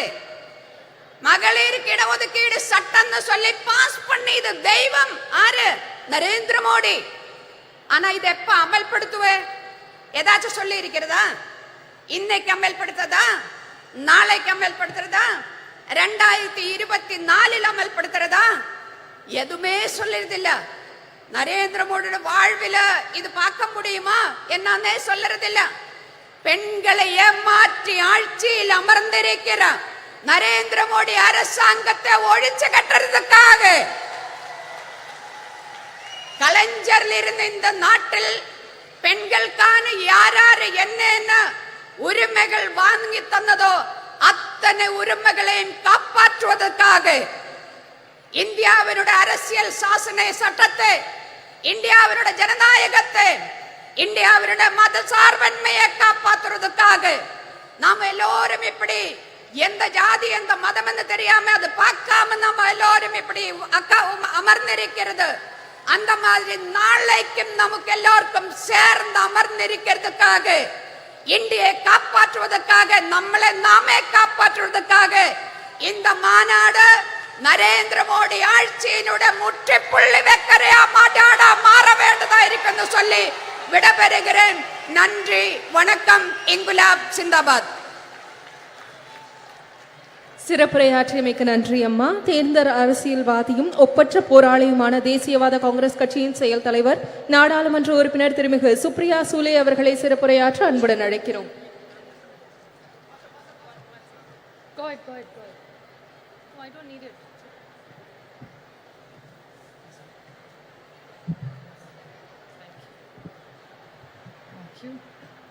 Vanakkam Chennai. Women's Rights Conference. Talapati MK Stalin Anna, Durga Anni, Mehbooba Mufti ji, Priyanka Gandhi ji, Dimple Yadav ji, Subhashini Ali ji, Annie Raja ji, Leshi Singh ji, Rakhi Bidlan, Sushmita Dev, Anubi Sadagiri Kanimoli, Helen Davidson, Namakkal Rani, all the honorable MPs, ministers, media, DMK leaders and policy makers. I thank the DMK for hosting this most wonderful event today here. And when I stand here, I must, when I start my speech, pay great honors and respect to Periyar, Annadurai, Kalingnar, Karunanidhi ji on his centenary year, Chhatrapati Shivaji Shahu Phule Ambedkar, which is the legacy we work, and a very special moment. Sena Tamila Enuma Podinile Imbatetan Vanda Payuda Kadanile. What I have been told this means is Tamil is a very sweet language and it's like sweet honey when you get. So Tamil, which is a beautiful language, which I fortunately in Parliament am surrounded by DMK. There is Baluji, our leader, who sits in the front, Sonia ji who sits in the front. Then I have Raja, I have Daya, I have all Sumati, my friend, who sits right behind me, Jyoti Mani. I have all my other friends. I was listing them out. Shabir, who sits right next to me. My younger brother, who's sitting right next to you. All of them. Karti Chidambaram. So sometimes I'm confused whether I'm in NCP or I'm in DMK because I'm surrounded only by DMK. And I'm going to request Stalin Anna that we are fighting for our party and symbol in Maharashtra. So if Maharashtra doesn't get a ticket, I know one ticket I will get is from DMK in the Tamil Nadu here. But it's really wonderful to be here because Tamil Nadu has a rich legacy. It's a state which has done social justice. The state which I come from, of Shahu Phule Ambedkar's You have the same rich legacy of Periyar, Annadurai, and of Karunanidhi ji. So we feel very proud, and I was very blessed and lucky to meet Karunanidhi ji whenever he came to Delhi. So I had the opportunity to take his blessings and learn few things, and the opportunity to work with his children who have such a big legacy of the DMK party. So it's an honor for us to be here. And the beauty of DMK and Tamil Nadu is that here I asked somebody today before coming here, what are the few things the Tamilian pride is? They said our pride is of social justice. We are proud of our language. There is no caste, no religion. It's only our language which fills us together. And I would like to tell Talapati Stalin Anna one thing. That's one thing that the entire DMK in India's parliament stands for, is their proud Tamil legacy that they're proud of. Whatever issues are raised, always Honorable Balaji is always leading, be it the MBBS exam, he's always first leading and fighting with the BJP. He's always fighting, no forcing Hindi on us. We are proud Tamilians, we like our language. Hindi is welcome, English is welcome, but you cannot take the Tamil away from the Tamilians. So I think it's a very proud community with a rich legacy. And there is one most big contribution which you all have done, which Kalingar has done, is they have not only taken Tamil language ahead, but even the technical words in schools used were started by Kalingar. So there are technical language. So you have really brought it down to the basics. So you all are really proud of your language. And it's so wonderful to see that there is no caste, no religion. It's only what unites Tamil Nadu is the love for their language. So the way you are proud Tamilians, I am a proud Maharashtrian who has a lot of pride. And right now the way the invasion from Delhi, that I call Adrushya Shakti, means it's an invisible power of Delhi which is attacking the cooperative federalism of this country. The way Tamil Nadu is fighting, so are we fighting in Maharashtra, and unitedly Tamil Nadu and Maharashtra will make sure that nobody will go against our cooperative federalism and take away our rights from us. I would like to quote, Kanimozhi ji has orchestrated this most beautiful evening and a special session for all of us. But she is lucky to have the complete great legacy since 1929. In Chengapolpet, there was Periyar who did the first women's conference of self-respect conference, which Periyar started and I think led this entire country. And I would like to compliment Talapati Stalin Anna for this most wonderful thing which his father did. And I think it's wonderful that the son takes the legacy of the Samavat Puranam, which every woman who left together.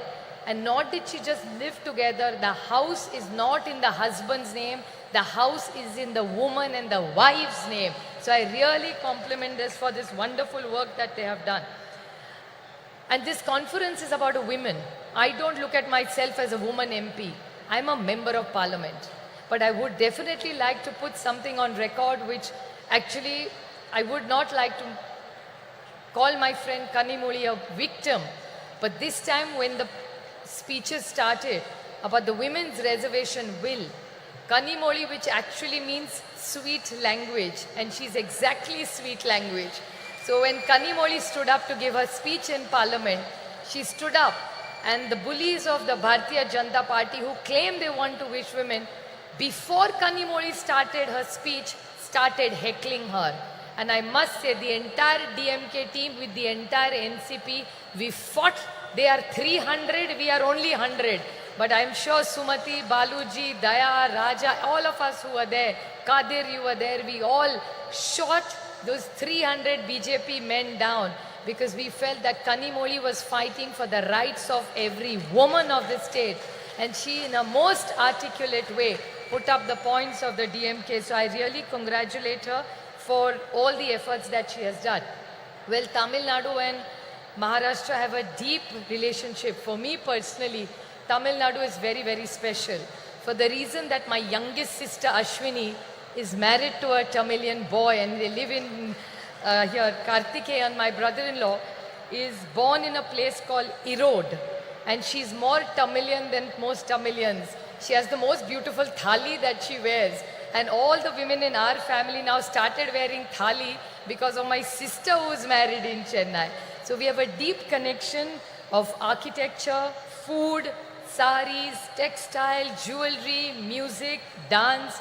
So I think the rich heritage of Tamil has come to Maharashtra, and we feel closer to Tamil Nadu because our daughter has been given here and she's so well treated by Tamilians. So I'm eternally grateful for Tamil Nadu to accept my Maharashtrian daughter here and teach her all the good things that the Tamilians, and make her a richer and a nicer person being here.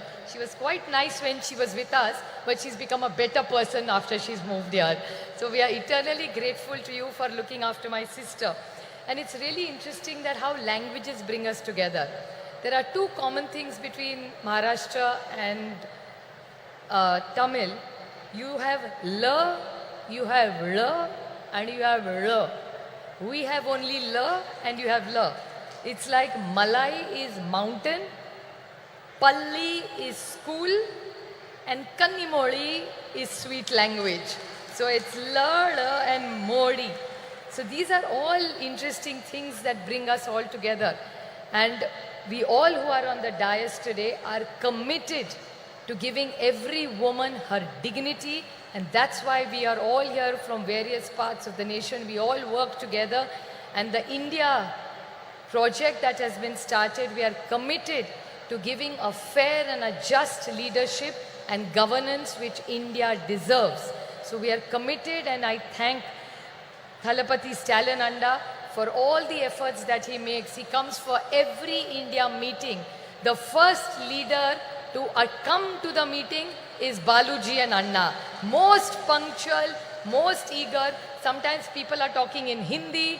They have no clue what is going on, but Anna and Baluji are very meticulously hearing the meeting. In the middle, they will ask me, what are they saying?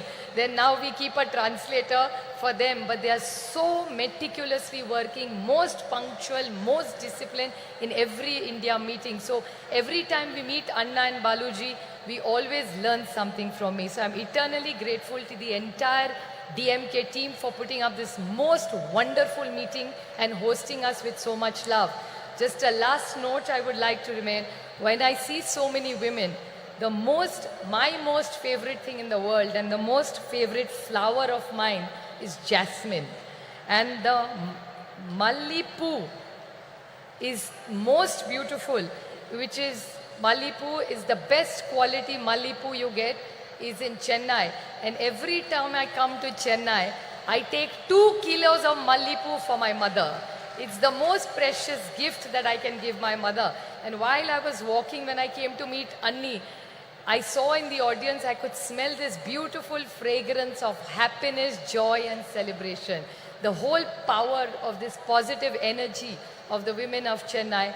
I'm eternally grateful for us to be here together, to celebrate life, to celebrate freedom, to celebrate joy, to bring it, because I think women have a huge power behind, and it's not about genders.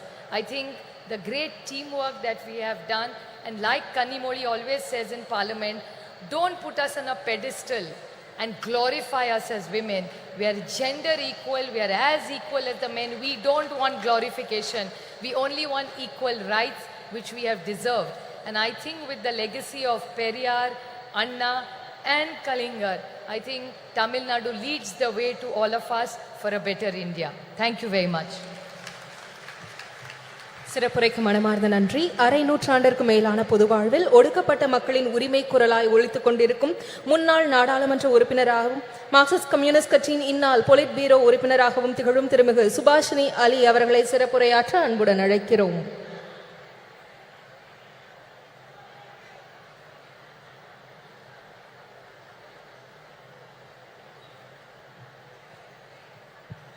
Vanakkam. Honorable Chief Minister Stalin Anna and my dear younger sister Kannimoli, all the women leaders of India who are on the stage, Mehbooba ji, a woman chief minister of Jammu and Kashmir, we should really pay our respects to her. Priyanka ji, Supriya Sule ji, Dimple Yadav, Annie Raja, Leshi Singh, very, very outspoken Rakhi ji, Sushmita Dev ji, Sayogi Sahodadal, all my Annas and all my Akkas, Neriya Akka, Neriya Anna. I am very proud to be here today on a very, very important occasion. Of course, today we are here to remember Kalanyar M. Karunanidhi. But today is a very important day in the history of our country. 14th October is the day that Dr. Baba Saheb Ambedkar, to escape the tyranny of the caste system and Manusmriti, converted to Buddhism. Today is the day of his conversion. So I think that it's a very appropriate occasion for this meeting. Today we are honoring the life and struggles of Sri Karunanidhi, who was a crusader for social and cultural change before he even entered the arena of electoral politics. And even before independence, Tamil Nadu was home to the self-respect movement, to the Justice Party, which in those days challenged the unjust Varnashram Dharma system based on Manusmriti. And Periyar, of course, the great Periyar, was the leader of that movement. But while he spoke about social justice, Periyar never forgot to speak about women. He talked about the slavery of women, and he demanded that women should get equality not only in property but also inside the home and inside society also. And that was the struggle started in Tamil Nadu. Periyar was a leader of that struggle, and I'm very proud to say that Comrade Comrade P. Rammurthy was also one of the leaders of that struggle. That is the struggle from which Karunanidhi ji emerged. He was a writer, he was a poet, he was a script writer, he was a great journalist, he was a great orator. And after 1965, when the big anti-Hindi agitation took place in Chennai, and I was a witness to that because I was a student in Chennai, and I'm happy to tell you, I was the only Hindi-speaking person who was also supporting that movement in Tamil Nadu. And it was that movement which changed the politics of Tamil Nadu, and the DMK, people like the Karunanidhi ji, they won not only the hearts and minds of the Tamil people, but also their votes. And very soon he became Chief Minister of Tamil Nadu, and he tried to translate the principles of the movement to which he belonged into government policy, which is not easy. He ensured equal property rights for women. He gave women in Tamil Nadu access to education, to jobs, and also to nutrition. Women are the most hungry people in our country, and hungry people cannot function. Today, India is 111 on the hunger list of our country in the reign of Narendra Modi. But governments like Tamil Nadu, left government of Kerala, have done a great service by trying to ensure that not a single woman and not a single child goes to sleep hungry. Their nutritional needs are taken care of. This is a great achievement. I would like to say that Karunanidhi ji, apart from the policies of his government, was always committed to social justice. He promoted self-respect marriages. He promoted rationalism, scientific thinking, and was constantly emphasizing that we must get rid of superstition and adopt scientific thinking. So many achievements are there. But I would like to say that we have to remember that social justice, gender justice, and economic justice are all intertwined with each other. One cannot be weakened if another one is promoted. All these battles have to be fought together, and only then will we be able to change our society. We have not yet succeeded in doing that. And today, actually, what we are witnessing is an onslaught by the Manuvadi forces against the struggle for progress, the struggle for justice, and the struggle for equality. We must understand who these people are who are ruling the country. Their mentors are the RSS, who in 1949 declared, we do not accept this constitution of Dr. Baba Sahib Ambedkar. The RSS declared that and said, we want to create a society based on Varnashram Dharma, based on Manusmriti. We will have a society based on that. And my dear sisters and brothers, for the last 9 years, that is what they have been doing. They have been trying to destroy the constitution, and they have been trying to replace it with Manuvadi laws and Manuvadi implementation of laws. And it is women who have suffered the most. It is women who are facing the worst kind of terror and oppression, especially in BJP-ruled states. What is happening there, I cannot even describe to you. In Uttar Pradesh alone, in 8 months, there have been 2,000 rapes and 2,000 murders. This is a record in India, in the biggest state ruled by the BJP. And they are trying to change many things they have done. But a very dangerous thing that they are doing is they are trying to introduce a Manuvadi system of delivery of justice. What they are doing is that now the punishment will depend on the religion and the caste of the criminal and the religion and the caste of the victim. So that is why we see that on Independence Day, 15th of August, Narendra Modi's state of Gujarat releases mass murderers and mass rapists who have destroyed Balkis Banu's family, who killed her 2 children and raped her mother, raped her sister-in-law, and killed the male members of her family. They were released on the 15th of August last year. We have seen that in Hathras in Uttar Pradesh, a Dalit girl who was gang raped, she was said to be a liar. The chief minister said she was a liar. When she died, her body was taken away by the police and burnt in the middle of the night. And the 4 people who were arrested, 3 of them have been released because they belong to the same caste as the chief minister of Uttar Pradesh, and the judge says there was no rape.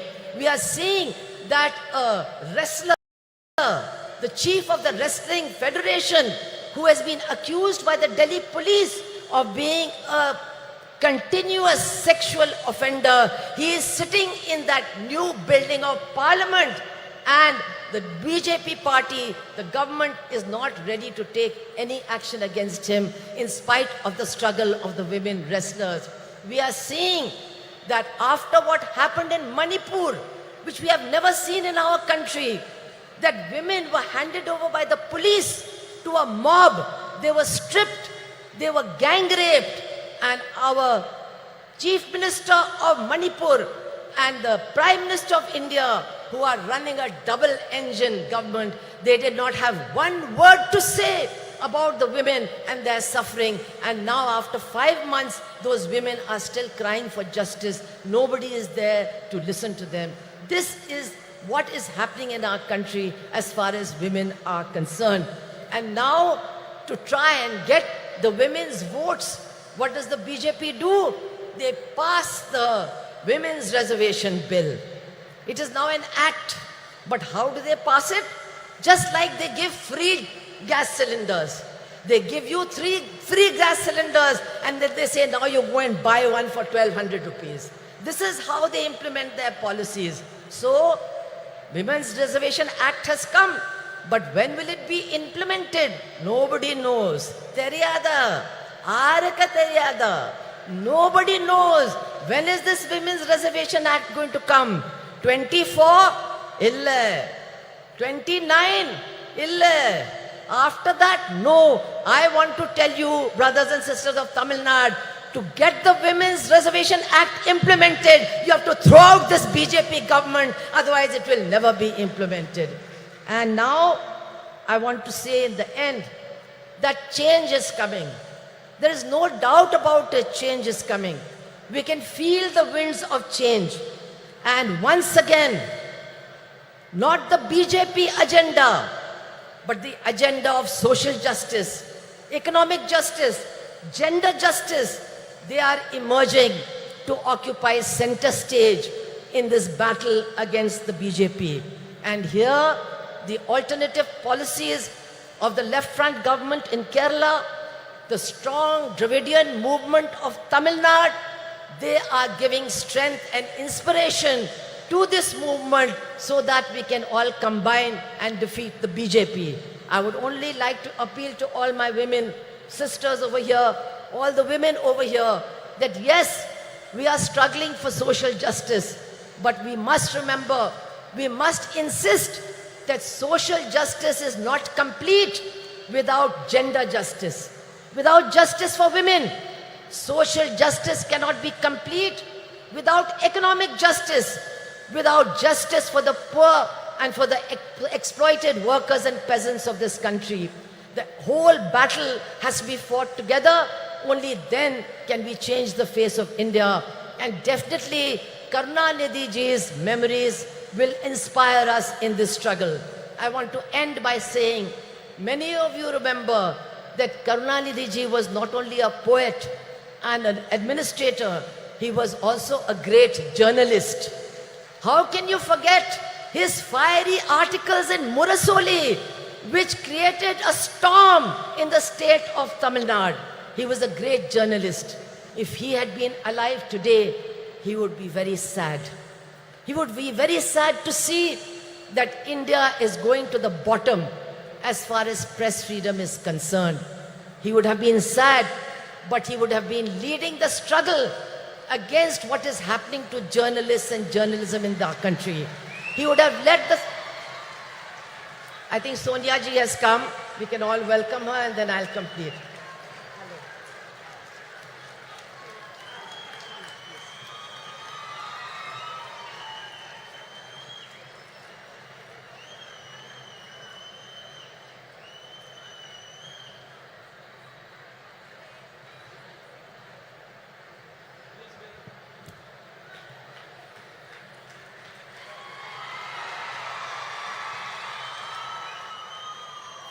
So as I said, I am going to conclude by remembering Karunanidhi ji as a journalist, his articles in Murasoli, and today he would have been very sad to see the lack of freedom of the press, to see the condition of the media, and to see the way in which media persons are being attacked. But I am sure that if he was alive today, Karunanidhi ji would be leading the battle for those of our journalists who have been killed, who have been wounded, and for our friends of NewsClick who are being arrested on completely false charges.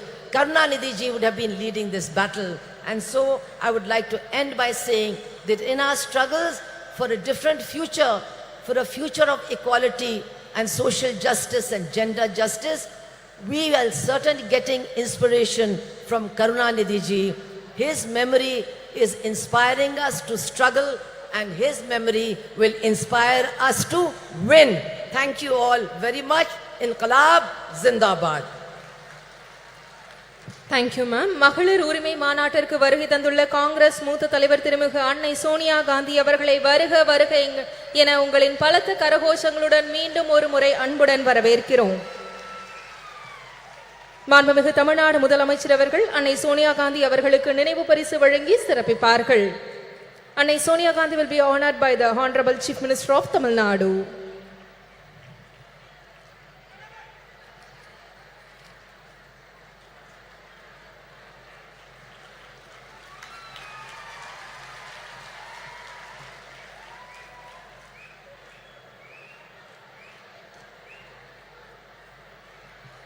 திராவிட இயக்க பாதையில் விளிம்புநிலை மக்களுக்காக சமரசமின்றி பணியாற்றி வரும் திராவிட முன்னேற்ற கழகத்தின் துணை பொதுச் செயலாளர் நாடாளுமன்ற உறுப்பினர் திருமிகு கனிமொழி கருணாநிதி அவர்களை உரையாற்ற அன்புடன் அழைக்கிறோம்.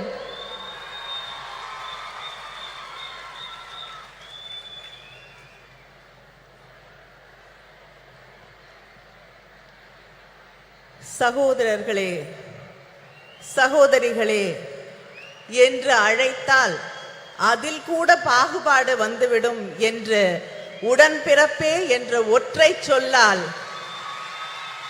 அந்த மந்திர சொல்லால் நம்மையெல்லாம் கட்டி போட்டு வைத்திருந்த தலைவர் கலைஞர் அவர்களுடைய நூற்றாண்டிலே தேசிய அளவிலான மகளிர் உரிமை மாநாட்டை நடத்தும் வாய்ப்பினை எனக்கும் மகளிர் அணி அவர்களுக்கும் அளித்து அது வெற்றி பெறுவதற்கு முழு முதல் காரணமாக இருக்கக்கூடிய நம்முடைய முதலமைச்சர் கழகத்தின் தலைவர் அண்ணன் தளபதி அவர்களே,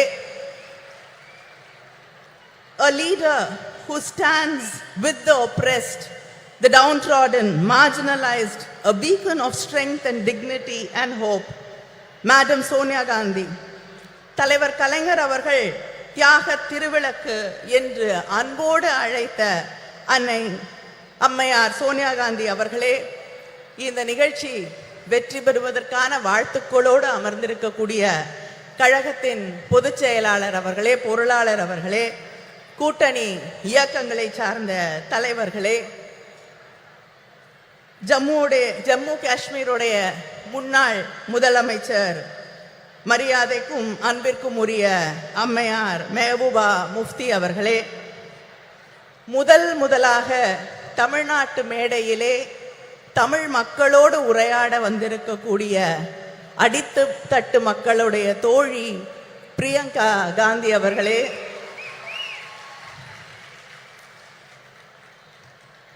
my friend and my sister, நாடாளுமன்றத்திலே எல்லோருடைய மரியாதையும் அன்பையும் பெற்றிருக்கக்கூடிய போராளி சுப்ரியா சூலே அவர்களே, சமூக மாற்றம், பொருளாதார நீதி இவற்றுக்காக தன் வாழ்நாளெல்லாம் சுழன்று பணியாற்றக்கூடிய தோழியர் சுபாஷினி அலி அவர்களே, தோழியர் ஆனி ராஜா அவர்களே, சமூக நீதிக்காக தன் வாழ்நாளெல்லாம் பாடுபட்ட முலாயம் சிங் அவர்களுடைய குடும்பத்தைச் சேர்ந்த டிம்பிள் யாதவ் அவர்களே, சாதிவாரி கணக்கெடுப்பில் புரட்சி செய்திருக்கக்கூடிய முதலமைச்சர் நிதிஷ்குமார் அவர்களின் கட்சியின் அமைச்சர் லேஷி சிங் அவர்களே, டெல்லி சட்டமன்றத்தின் துணை சபாநாயகர் ராக்கி பிட்லன் அவர்களே, திரிணாமுல் காங்கிரஸிலிருந்து வந்து ஆணித்தரமாக அழுத்தமாக உரையாற்றி அமர்ந்திருக்கக்கூடிய சுஷ்மிதா தேவ் அவர்களே, மகளிர் அணியுடைய செயலாளர் ஹெலன் டேவிட்சன் அவர்களே, தொண்டரணியின் செயலாளர் நாமக்கல் ராணி அவர்களே, இந்த நிகழ்ச்சியிலே கலந்து கொண்டிருக்கக்கூடிய அமைச்சர் பெருமக்களே, மாவட்ட கழகத்தின் செயலாளர்களே, இந்த கூட்டம் இவ்வளவு வெற்றிகரமாக நடைபெறுவதற்கு அத்தனை உதவிகளையும் செய்து இந்த கூட்ட ஏற்பாடுகளை எல்லாம் முன்னின்று நடத்தி தந்திருக்கக்கூடிய அமைச்சர் மா சுப்பிரமணியம் அவர்களே, அமைச்சர் தாமு அன்பரசன் அவர்களே, இந்த நிகழ்ச்சியிலே லேட்டா வந்தாலும் லேட்டஸ்டா வந்து கலந்து கொண்டிருக்கக்கூடிய இளைஞரணியின் செயலாளர் உதயநிதி அவர்களே, அவர் உள்ளிட்ட அணி செயலாளர்களே, நாடாளுமன்ற உறுப்பினர்களே, சட்டமன்ற உறுப்பினர்களே, திராவிட முன்னேற்ற கழகத்தின் முன்னணி செயல் வீரர்களே, உங்கள் அத்தனை பேருக்கும் என்னுடைய நன்றியை வணக்கத்தை தெரிவித்துக் கொள்கிறேன். ஒரு மெழுகுவர்த்தியை ஏற்றினால் 1000 விளக்குகளை ஏற்ற முடியும். அறிவொளி பெற்ற ஒரு பெண்ணாலும் அத்தகைய ஒளியை உருவாக்க முடியும் என்று சொன்னவர் தலைவர் கலைஞர் அவர்கள். அப்படி அறிவொளி பெற்ற தீபங்களாக இந்த நிகழ்ச்சியிலே கலந்து கொண்டிருக்கக்கூடிய எங்கள் மகளிர் அணியின் சகோதரிகள் அத்தனை பேருக்கும் என்னுடைய வாழ்த்தை வரவேற்பை நன்றியை தெரிவித்துக் கொள்கிறேன். மகளிர் மாநாடுகள் என்பது, மகளிர் உரிமை மாநாடுகள் என்பது நம்முடைய திராவிட இயக்கத்திலே 100 ஆண்டு வரலாற்றை கொண்டிருக்கக்கூடிய ஒன்று. தந்தை பெரியார் அவர்கள் நடத்திய மாநாட்டிலே கண்ட கனவுகள் தான் தலைவர் கலைஞரின் ஆட்சி காலத்திலே பெண்களின் கல்வியாக, பொருளாதார முன்னேற்றமாக, வேலை வாய்ப்பாக, அரசு பணிகளிலே வாய்ப்புகளாக மாறி பெண்களுடைய வாழ்க்கையையே மாற்றி காட்டி இருக்கக்கூடிய சாதனைகளாக மிளிர்ந்தது. அதுபோல இந்த சமூகத்திலே பேசக்கூடியவர்கள் எல்லோரும் ஒன்றை குறிப்பிட்டு சொல்லுவார்கள், ஒரு பெண்ணுக்கு ஆண் தான் பாதுகாப்பு. சொல்லுவாங்களா இல்லையா? பெண்களுக்கு ஆண் இருந்தாதான் பாதுகாப்பு என்று. ஆனால் இந்தியாவிலே முதல் முறையாக காவல்துறையிலே பெண்களுக்கு வாய்ப்பளித்து ஆணுக்கும் பெண்ணால் பாதுகாப்பு அளிக்க முடியும் என்பதை நிரூபித்து காட்டிய தலைவர் நம்முடைய தலைவர் கலைஞர் அவர்கள். நம்முடைய தலைவர் கலைஞர் அவர்களின் ஆட்சியின் நீட்சியாக இன்று நம்முடைய அண்ணன் தளபதி அவர்களுடைய அரசு தொடர்ந்து பெண்களுக்கான வாய்ப்புகளை, பெண்களை பேணி காக்கக்கூடிய ஒரு ஆட்சியாக இன்று மிளிர்ந்து கொண்டிருக்கிறது. ஆட்சி பொறுப்பேற்றுக் கொண்ட அதே நாளிலே பெண்களுக்கான இலவச பயணம், பேருந்து பயணத்தை விடியல் பயணமாக அறிவித்து யாரும் பெண் வீட்டை விட்டு வெளியில போகக்கூடாதுன்னு சொல்ல முடியாத ஒரு நிலையை உருவாக்கி காட்டியவர் நம்முடைய முதலமைச்சர் அவர்கள். அதே போல கல்விக்காக பெண் படிக்க வேண்டும் என்ற ஒரு கனவோடு இருக்கக்கூடிய பெண்ணின் கனவை எதுவுமே சிதைத்து விடக்கூடாது என்பதற்காக நீ எவ்வளவு படித்தாலும் உன்னோடு ஒரு அண்ணனாக, தந்தையாக நான் நிற்கிறேன் என்று அவள் படித்து முடிக்கும் வரை 1000 ரூபாய் வழங்கக்கூடிய ஆட்சி திராவிட முன்னேற்ற கழக ஆட்சி, நம்முடைய அண்ணன் தளபதி அவர்களுடைய ஆட்சி. அதே போல வீட்டிலே இருக்கக்கூடிய சகோதரிகளை பத்தி யாராவது கேட்டா, வீட்டில் என்ன பண்றாங்கன்னு கேட்டா சொல்லுவாங்க சும்மா இருக்காங்கன்னு. யாராவது சும்மா இருக்கீங்களா? இல்லை. எல்லாரும் எழுந்துக்கிறதுக்கு முன்னாடி எழுந்து அந்த வேலையெல்லாம் நான் சொல்லி முடிச்சேன்னா 10 நிமிஷம் ஆயிரும். பெருக்கி, சமைச்சு, துணி துவைச்சு என்று ஓடிக்கொண்டே இருந்து எல்லோரும் தூங்கிய பிறகு உறங்க செல்லக்கூடிய உழைப்பின் சிகரங்களாக இருக்கக்கூடிய உங்களுக்காக உங்கள் உழைப்பை நான் மதிக்கிறேன், நான் ஏற்றுக்கொள்கிறேன், கொண்டாடுகிறேன் என்று சொல்லக்கூடிய வகையிலே கலைஞர் உரிமை தொகை, உதவித்தொகை இல்லை என்று சொல்லி உரிமை தொகை என்று சொன்னவர் நம்முடைய முதலமைச்சர் அண்ணன் தளபதி அவர்கள். இதுதான் திராவிட மாடல் ஆட்சி. இந்த ஆட்சியிலே தான் இங்கே வந்திருக்கக்கூடிய சகோதரிகளிலே தமிழ்நாட்டிலே 11 பெண் மேயர்கள் இருக்கிறார்கள். இங்க இருக்காங்க 11 பெண் மேயர்கள் இருக்கக்கூடிய மாநிலம் தமிழ்நாடு. இப்படிப்பட்ட வாய்ப்புகளை எல்லாம் உருவாக்கி தந்து கொண்டிருக்கக்கூடியவர்கள் நாம். ஆனால் ஒன்றிய அரசாங்கத்திலே நம்முடைய பிரதமர் இருக்கிறார். நாரி சக்தி, பெண் சக்தி என்று சொல்லி பெருமையாக பேசுவார்.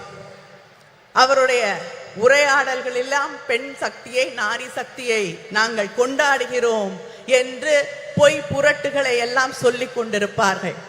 இங்கே பேசியவர்கள் எல்லாம் குறிப்பிட்டு சொன்னது போல ஒரு மகளிருக்கான மசோதாவை கொண்டு வந்தார்கள். யூபிஏ ஆட்சியிலே 2010 அம்மையார் சோனியா காந்தி அவர்கள் வலியுறுத்தலிலே நம்முடைய ஆதரவோடு மகளிர் மசோதா நிறைவேற்றப்பட்டது ராஜ்யசபாவில். அதுக்கு எந்த கண்டிஷனும் கிடையாது. இதெல்லாம் இருந்தாதான் அதை நடைமுறைக்கு கொண்டு வருவோம் என்ற நிலை இல்லை. ஆனால் பிஜேபி மார்த்தட்டி கொள்கிறார்களே, நாங்கள் மகளிர் மசோதாவை கொண்டு வந்து விட்டோம் என்று.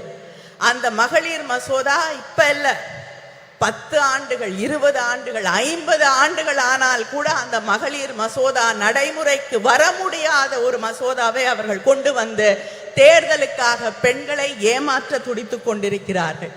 இந்த ஆட்சியில, ஒன்றியத்திலே இருக்கக்கூடிய பிஜேபி ஆட்சியிலே எந்த பெண்ணுக்காவது பாதுகாப்பு இருக்கிறதா என்று நீங்கள் சிந்தித்து பார்க்க வேண்டும். மணிப்பூர் பற்றி எரிந்து கொண்டிருக்கிறது. 50,000 பேருக்கு மேல் தன் வீடுகளை விட்டு நூற்றுக்கணக்கான முகாம்களிலே வாழ்ந்து கொண்டிருக்கிறார்கள். நானும் சுஷ்மிதா தேவ் அவர்களும் அந்த முகாம்களை சென்று பார்த்த பொழுது அங்கே பெரும்பாலும் பெண்களும் குழந்தைகளும் வாழ முடியாத நிலையிலே சொல்லுனா துயரோடு வாழ்ந்து கொண்டிருக்கிறார்கள். அவர்கள் இன்று வரை மாதக்கணக்கிற்கு பிறகும் இன்றும் வீட்டிற்கு போக முடியாத நிலை. இதே பிஜேபி குஜராத்திலே செய்த அட்டூழியங்களை, அநியாயங்களை, பெண்கள் எந்த அளவிற்கு பாதிக்கப்பட்டார்கள் என்பதை நாம் இன்று வரை மறந்து விட முடியாது. மத கலவரங்கள், காழ்ப்புணர்வு அரசியல், வெறுப்பு அரசியல் என்று வரும் பொழுது மிகப்பெரிய அளவிலே பாதிக்கப்படுவது பெண்கள் தான் என்பதை இங்கே இருக்கக்கூடிய சகோதரிகள் உணர்ந்து கொள்ள வேண்டும். மணிப்பூரிலே இந்த நிலை.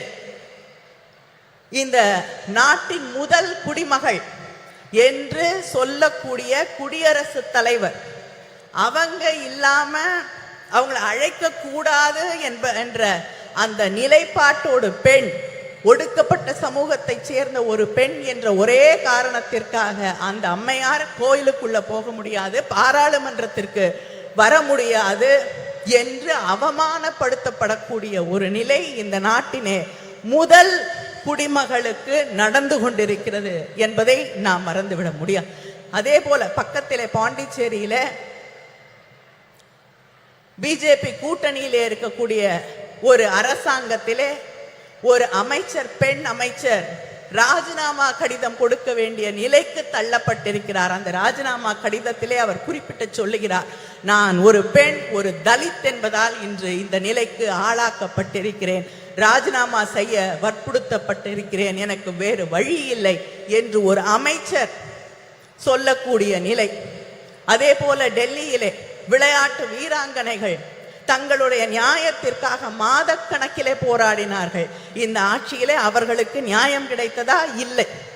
இப்படி யாருக்குமே அது குடியரசுத் தலைவராக இருக்கட்டும், வீராங்கனைகளாக இருக்கட்டும், அமைச்சர்களாக இருக்கட்டும், சாதாரண சாமானிய வீட்டு பெண்களாக இருக்கட்டும், யாருக்குமே பாதுகாப்பில்லை, நியாயம் இல்லை என்று இருக்கக்கூடிய ஒரு நிலையைத்தான் மத்தியிலே ஒன்றியத்திலே இருக்கக்கூடிய பிஜேபி ஆட்சி உருவாக்கி தந்திருக்கிறது. இந்த நிலை இந்த நாட்டிலே நீடிக்க வேண்டுமா?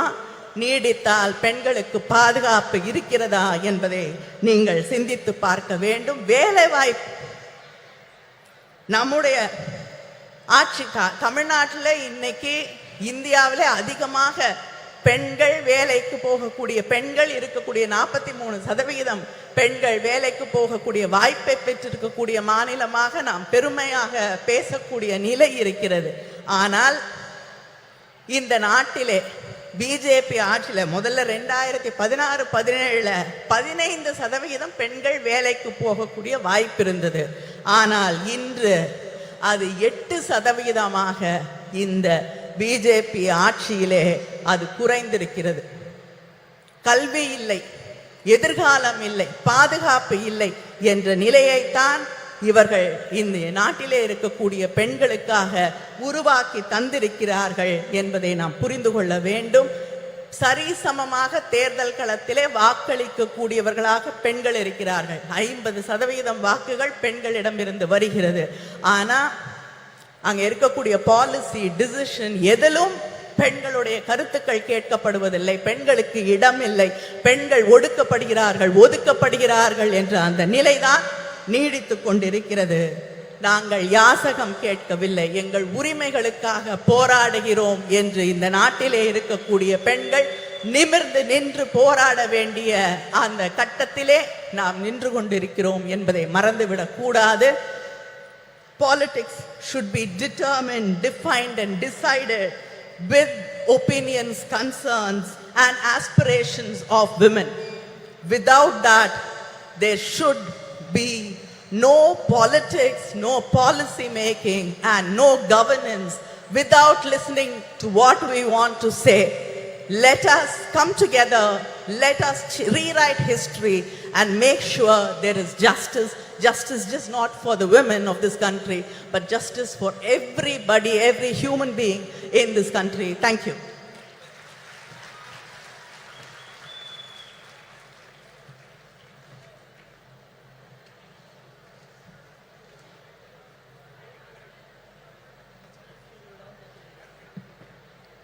சிறப்புரைக்கு மனமார்ந்த நன்றி. இந்தியாவின் எந்த மூலையில் அநீதி இழைக்கப்பட்டாலும் அதற்கு எதிராக குரல் கொடுப்பவர், ஒடுக்கப்பட்ட மக்களின் உரிமைகள் பறிக்கப்படும் போது களத்தில் நின்று போராடுபவர். இந்திய தேசிய காங்கிரஸ் கட்சியின் பொதுச் செயலாளர் திருமிகு பிரியங்கா காந்தி வத்ரா அவர்களை சிறப்புரையாற்ற அன்புடன் அழைக்கிறோம். முதன்முறையாக தமிழ்நாட்டின் மேடையில் திருமிகு பிரியங்கா காந்தி வத்ரா அவர்கள்.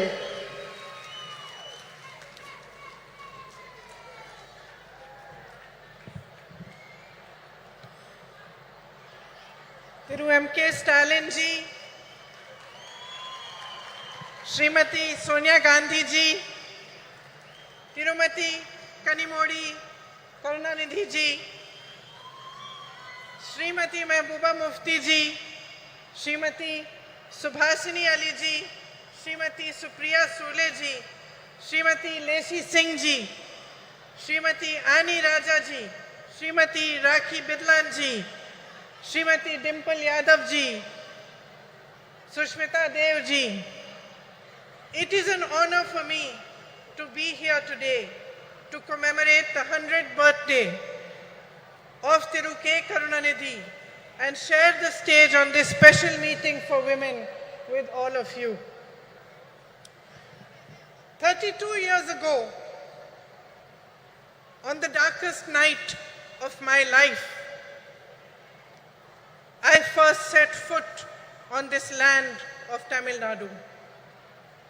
I was here to collect my father's shattered body.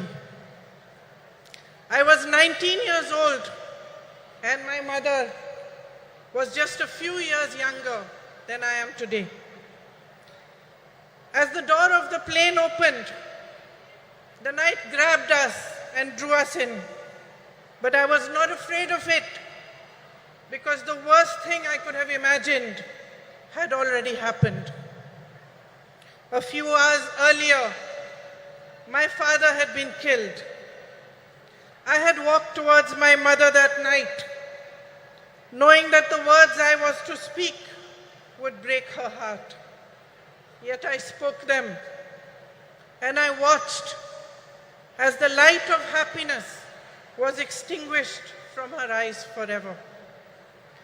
We walked down the stairs of the plane onto the tarmac of Minambakam Airport Terminal, shocked and alone. Then suddenly, as if sent by the embarrassed gods who had failed us, a crowd of women dressed in blue saris surrounded us. They were ladies who worked at the airport. They held my mother in their arms and cried inconsolably with her, as if they were all my mothers, as if they too had lost their beloved. In those shared tears, a bond formed between me, between my heart and the women of Tamil Nadu that I can neither explain nor ever erase. Ningal Daniyen Thai, Ningal Daniyen Sahodari, Inge Uguludan, Irupadai, நான் பெருமையாக கருதுகிறேன். இன்று நான் நம் அன்னை வரை பற்றி பேசப் போகிறேன். இந்திய நாட்டின் பெண்களை பற்றி பேசப் போகிறேன்.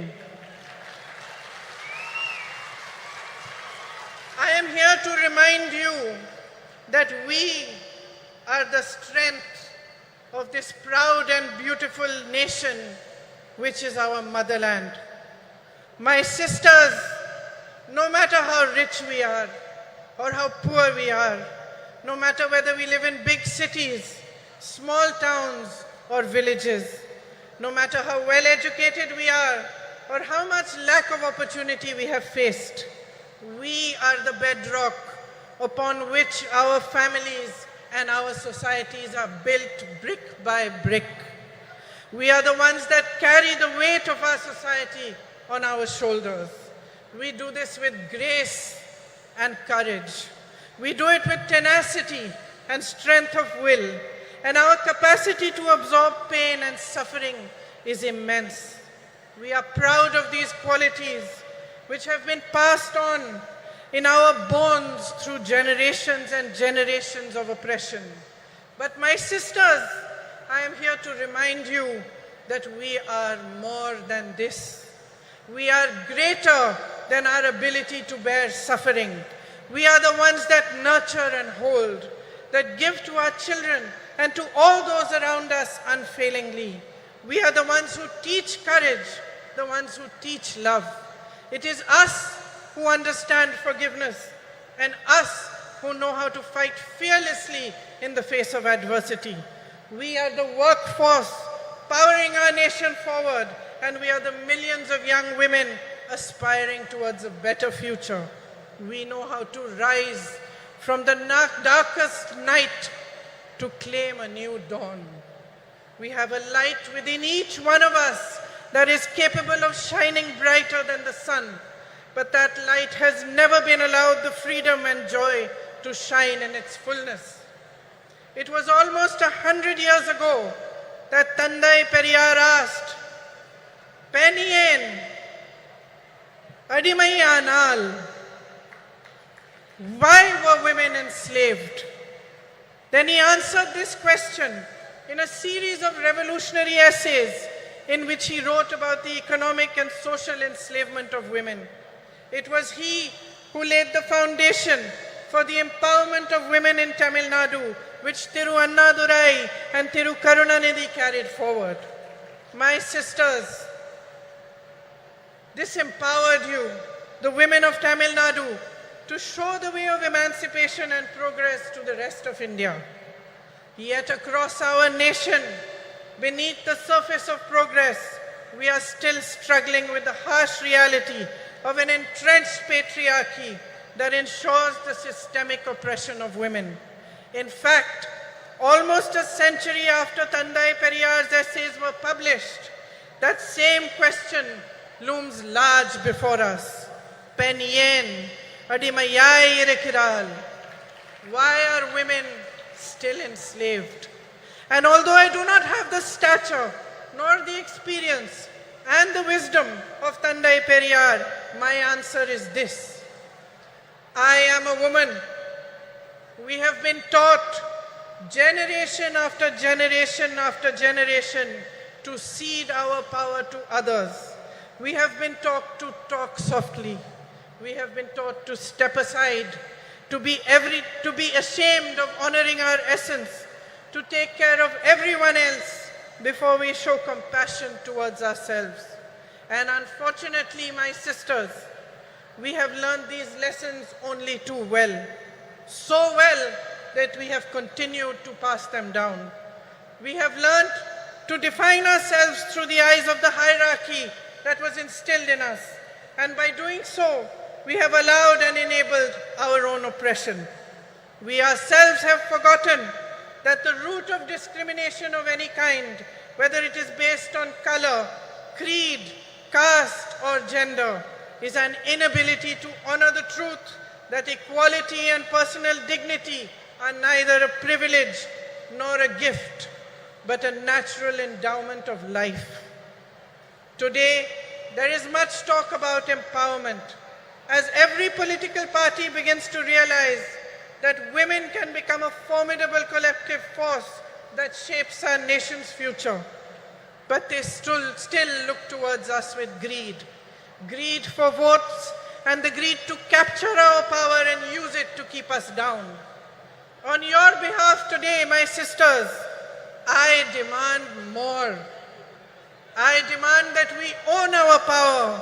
On your behalf, I demand the immediate implementation of the Women's Reservation Bill. We, the women of India, have no more time to waste. It is our right to be counted in the political process. I demand that our worth is valued and respected as a political instrument for our own empowerment. I demand that we put an end to the glorification of our tolerance for injustices which are committed against us day after day after day. I demand the rejection of any system, societal, religious or political, which thrives on our oppression and forces us to collude with it. Every woman holds the right to express and embody her own power, and she should be free to exercise it. You are the essence of humanity.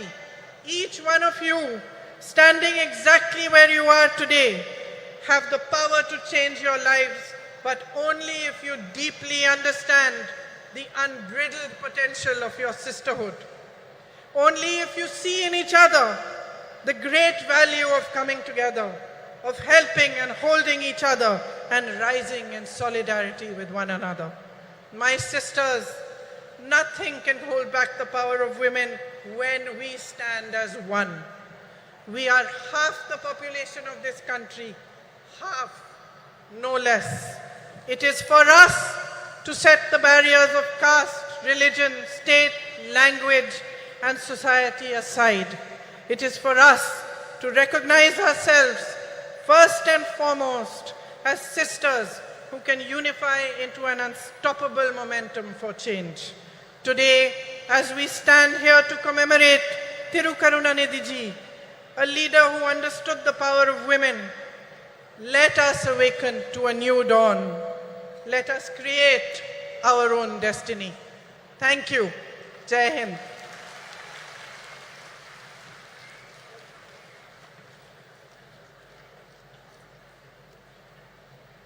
முதன்முறையாக தமிழ்நாட்டின் மேடையில் தமிழிலும் இணைந்து சிறப்புரையாற்றியமைக்கு மனமார்ந்த நன்றியினை தெரிவித்துக் கொள்கிறோம். ஜனநாயக பற்றாளரும் ஜம்மு காஷ்மீர் மக்களின் பாதுகாப்பிற்காக அயராத பணியாற்றி வரும் முன்னாள் முதலமைச்சரும் மக்கள் ஜனநாயக கட்சியின் தலைவருமான திருமிகு மெஹபூபா முஃப்தி அவர்களை சிறப்புரையாற்ற அன்புடன் அழைக்கிறோம். It is great pleasure that we extend a warm invitation to திருமிகு Mehbooba Mufti to deliver her special address.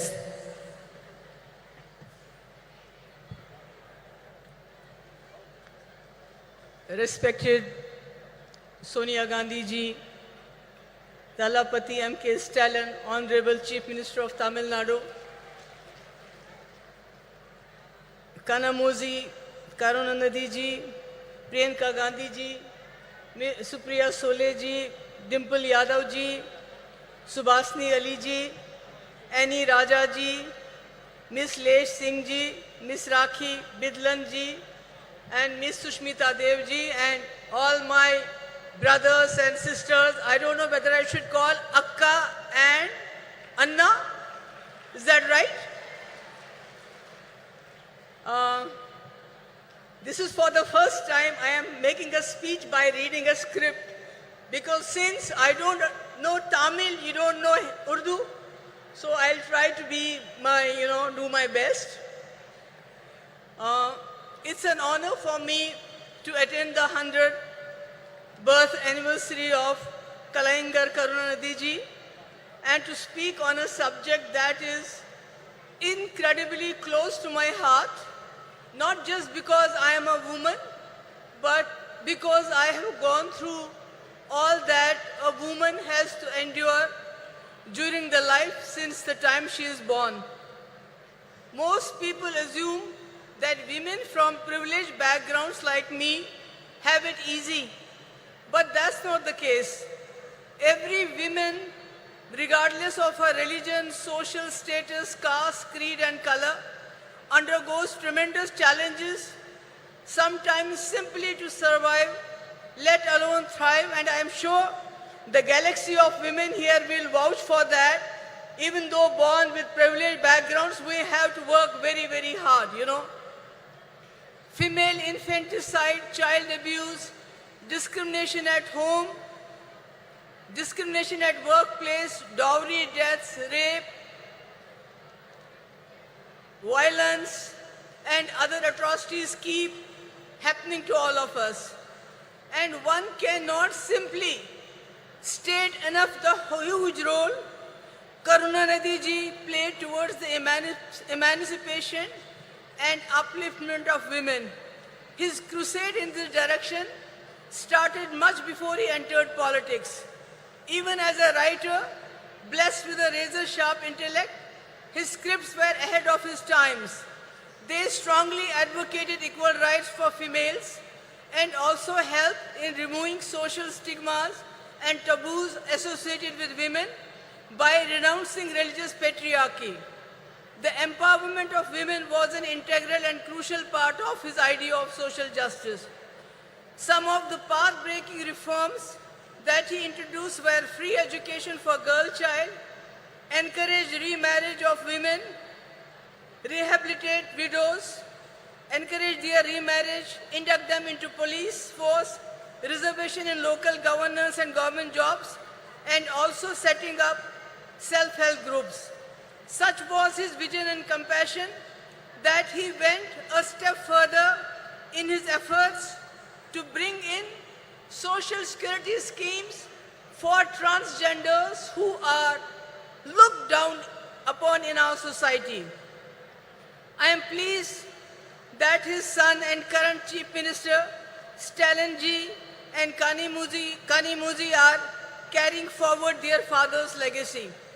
Many initiatives besides the initiatives like providing free bus, monthly financial assistance to girls studying in government schools, 1,000 rupee to housewives who are heading the family. What is really remarkable is his latest decision to certify women priests, 3 women priests. This is something remarkable. It is happening at a time when women are not allowed to enter religious places, whether they are Hindus or Muslims or whatever. This is really admirable, and I salute for this to you. And as far as I am concerned, I was Chief Minister just for 3 years, and I tried to bring in certain schemes for the girls. One was providing exclusive buses to the women, not free, but exclusive. But women had a sigh of relief, because I know, and these women know, what we have to go through when we travel by public transport. I think we all know what happens to us. So the women were relieved. Then I introduced a scooty, 50% subsidy to meritorious girls, college-going girls coming from very poor backgrounds. And today when I see the young ladies on the scooty going with their fathers sitting behind them, their brothers sitting behind them, I mean, it brings a smile, which is a very difficult thing in Jammu and Kashmir. After 2019, when everything was snatched from us, what this great country had given us, what the Indian Constitution had given us, the people of J&K have stopped smiling. Except when Rahul ji came with his brigade, this Bharat Jodo Yatra, I saw the smile on the faces of Kashmiris, from the faces of Jammu people after a long time. And then one more thing which I did during my tenure was to waive off stamp duty on the land that was purchased in the name of women. Can you imagine how many people started purchasing land in the name of their wives, their daughters, their sisters, instead of their sons? It was something, that 95% of the land was purchased in the name of women. But after I was gone, all these schemes were overturned and nothing is left today. Today when I am talking, making a speech at this point of time, there are conflicts going around the world. There are wars going in many parts of the world, like Palestine, Israel, Ukraine, Russia, and not to forget what is happening in our backyard, Manipur. And women are the worst sufferers when these wars take place, because not only do they suffer during these conflicts, they are left to pick up the pieces afterwards. So, when I look at our country today, I feel the women in our country are not in a good place. They are suffering because the government and the center, the economy is going down, the inflation is going up, unemployment is going up, everything is breaking the backbone of the housewife who has to make the two ends meet. She has to provide for the family. And to add to all this, the government at the center, which has failed to fulfill the promises they had made. During UPA, there was 450 rupees for cylinder. Now it is 1200 rupees. Petrol has gone 100 rupees above. Who is suffering the most? The housewife. And to add to all of this, the present government, the Modi government, is trying to divert the attention from all these problems by their sinister design of injecting hatred, venom into the society through the youngsters of the poorest of poor. These poor boys are encouraged. They are provoked to lynch the people of other communities. They are garlanded. The people, the sons, the daughters of the ruling party are studying good education in and abroad. They are having good jobs, lucrative jobs. They are getting good contracts. And if they don't have a job, then they go and head the sports bodies of our country. But what about the poor children? They are pushed into implementing their sinister agenda of divide between Hindus and Muslims. And this is really tearing apart our society. And again, it has a very, very drastic effect on the women folk. Because any person who commits a crime, he is a criminal. Whether he goes to jail or not, so they are criminalizing the whole society at this point of time. So, my point is that if and when, inshallah, I hope that the India Alliance will come to power and Rajiv Gandhi ji has already sown the seeds of 33% reservation in panchayats. We have a huge number of women who are ready to take their place in assemblies and parliaments, and I am hopeful once India Alliance comes to power, Rajiv Gandhi's dream will come alive. It will be fulfilled, not like a joke which our Prime Minister played. He signed a check, kept it in his pocket and told the women folk, we'll cash it sometime in 2047. So, but we are not going to do that. Inshallah, I am hopeful. And at the last, I would like to thank once again Stalin ji, Kanimudi ji, who was personally invited us. And I'm so happy that Sonia ji is here to grace the occasion. And thank you so much for bearing with me. I know I have not been able to, make you understand every word I said, but thank you so much.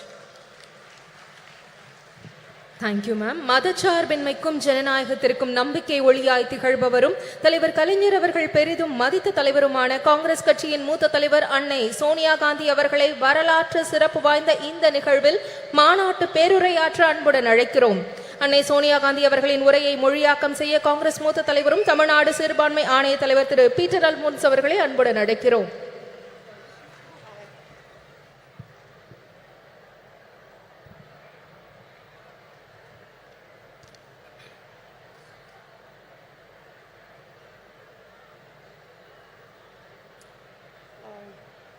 I think it's too high, no? No, leave it.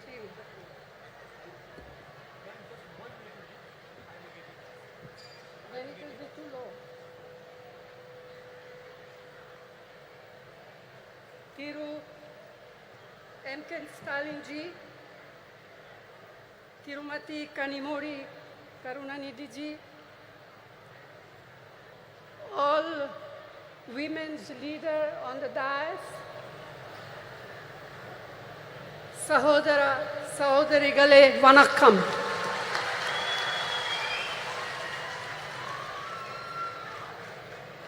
Thank you. Thank you, Chief Minister of Tamil Nadu, Thiru M. K. Stalin, for inviting me to this Women's Rights Conference. We are assembled here to commemorate the work and memory of the great son of India, Thiru Dr. K. Karunanidhi, lovingly called Kalanja. மாண்புமிகு ஸ்டாலின் அவர்களே, அன்பிற்குரிய கனிமொழி அவர்களே, மேடையிலே அமர்ந்திருக்கக்கூடிய மகளிர் தலைவர்களே, இந்த அருமையான நாளில் ஒரு மாபெரும் தலைவருடைய 100 ஆண்டு விழாவை முன்னிட்டு நடத்தப்படுகின்ற இந்த மகளிர் உரிமை மாநாட்டிற்கு என்னை அழைத்த முதலமைச்சர் ஸ்டாலின் அவர்களுக்கு என் நெஞ்சார்ந்த நன்றியினை தெரிவித்துக் கொள்கிறேன்.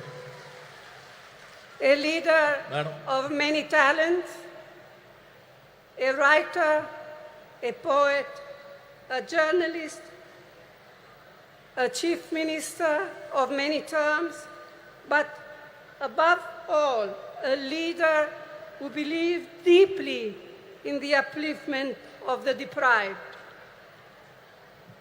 தன்னுடைய வாழ்க்கை முழுமையும் ஏழை எளிய மக்களுக்காக உழைத்தவரும் இந்திய தாயினுடைய தவப்புதல்வர்களில் ஒருவரும் நம்மால் அன்போடு கலைஞர் என்று அழைக்கப்படக்கூடியவருமான அருமைக்குரிய தலைவர் கலைஞர் அவர்கள் ஒரு பன்முகத்தன்மை கொண்ட ஒரு மாபெரும் தலைவர்.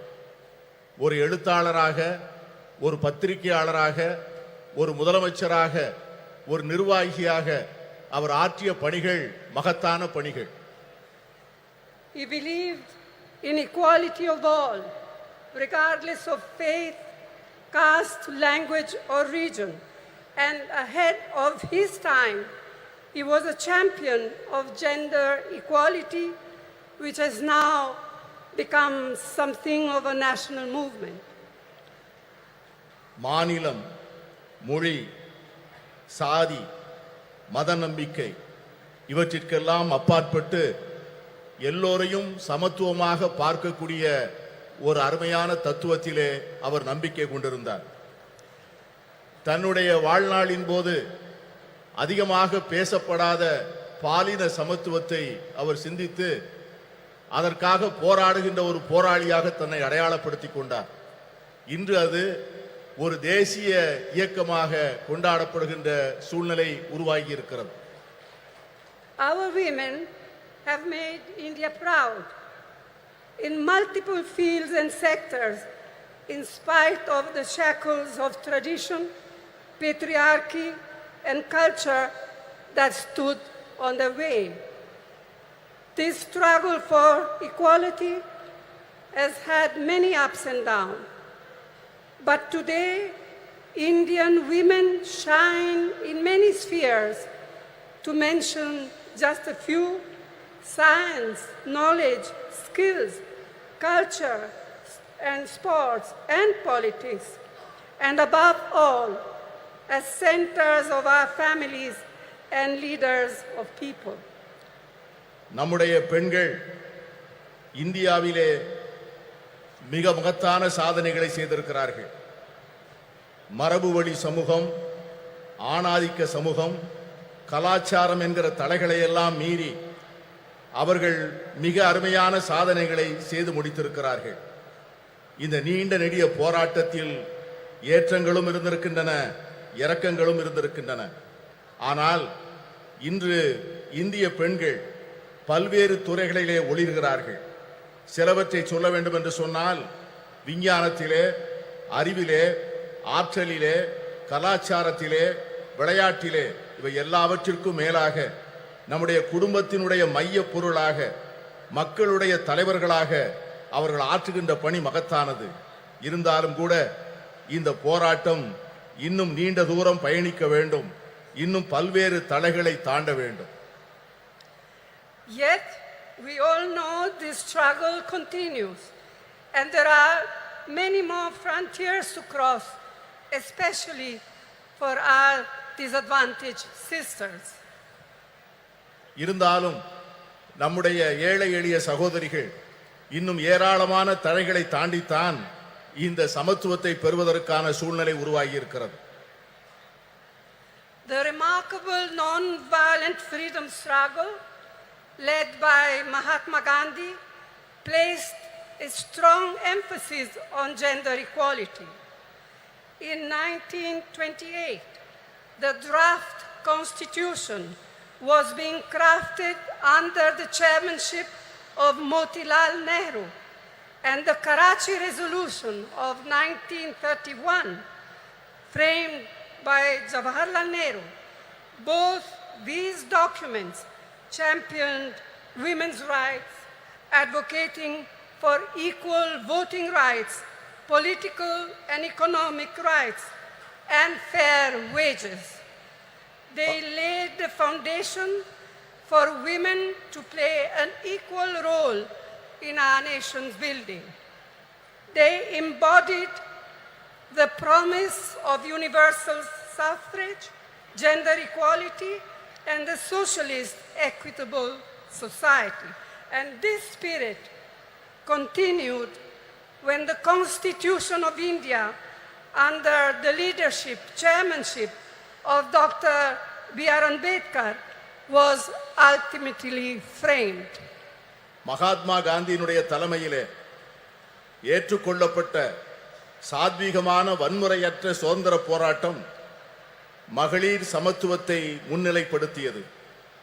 1928 அரசியல் சாசன சட்ட வரைவு மோதிலால் நேரு அவர்கள் தலைமையிலான குழு தயார் செய்து அந்த அறிக்கையை சமர்ப்பித்தது. அதற்கு பிறகு கராச்சியில் நடந்த அகில இந்திய காங்கிரஸ் மாநாட்டில் இந்த தேசத்தினுடைய முதல் பிரதமர் ஜவஹர்லால் நேரு அவர்கள் கராச்சி தீர்மானம் என்கிற பெயரிலே வடிவமைக்கப்பட்ட தீர்மானங்கள், இந்த இரண்டு ஆவணங்களும் பெண்களுடைய உரிமைகளை கொண்டாடுவதிலும் அவர்களுக்கு வாக்குரிமை அளிப்பதிலே சமத்துவம் வழங்கப்பட வேண்டும் என்பதையும், பொருளாதாரத்திலும் அரசியலிலும் செயல்பாடுகளிலே அவர்களுக்கு சரியான பங்கு தரப்பட வேண்டும் என்பதையும் வலியுறுத்தியது.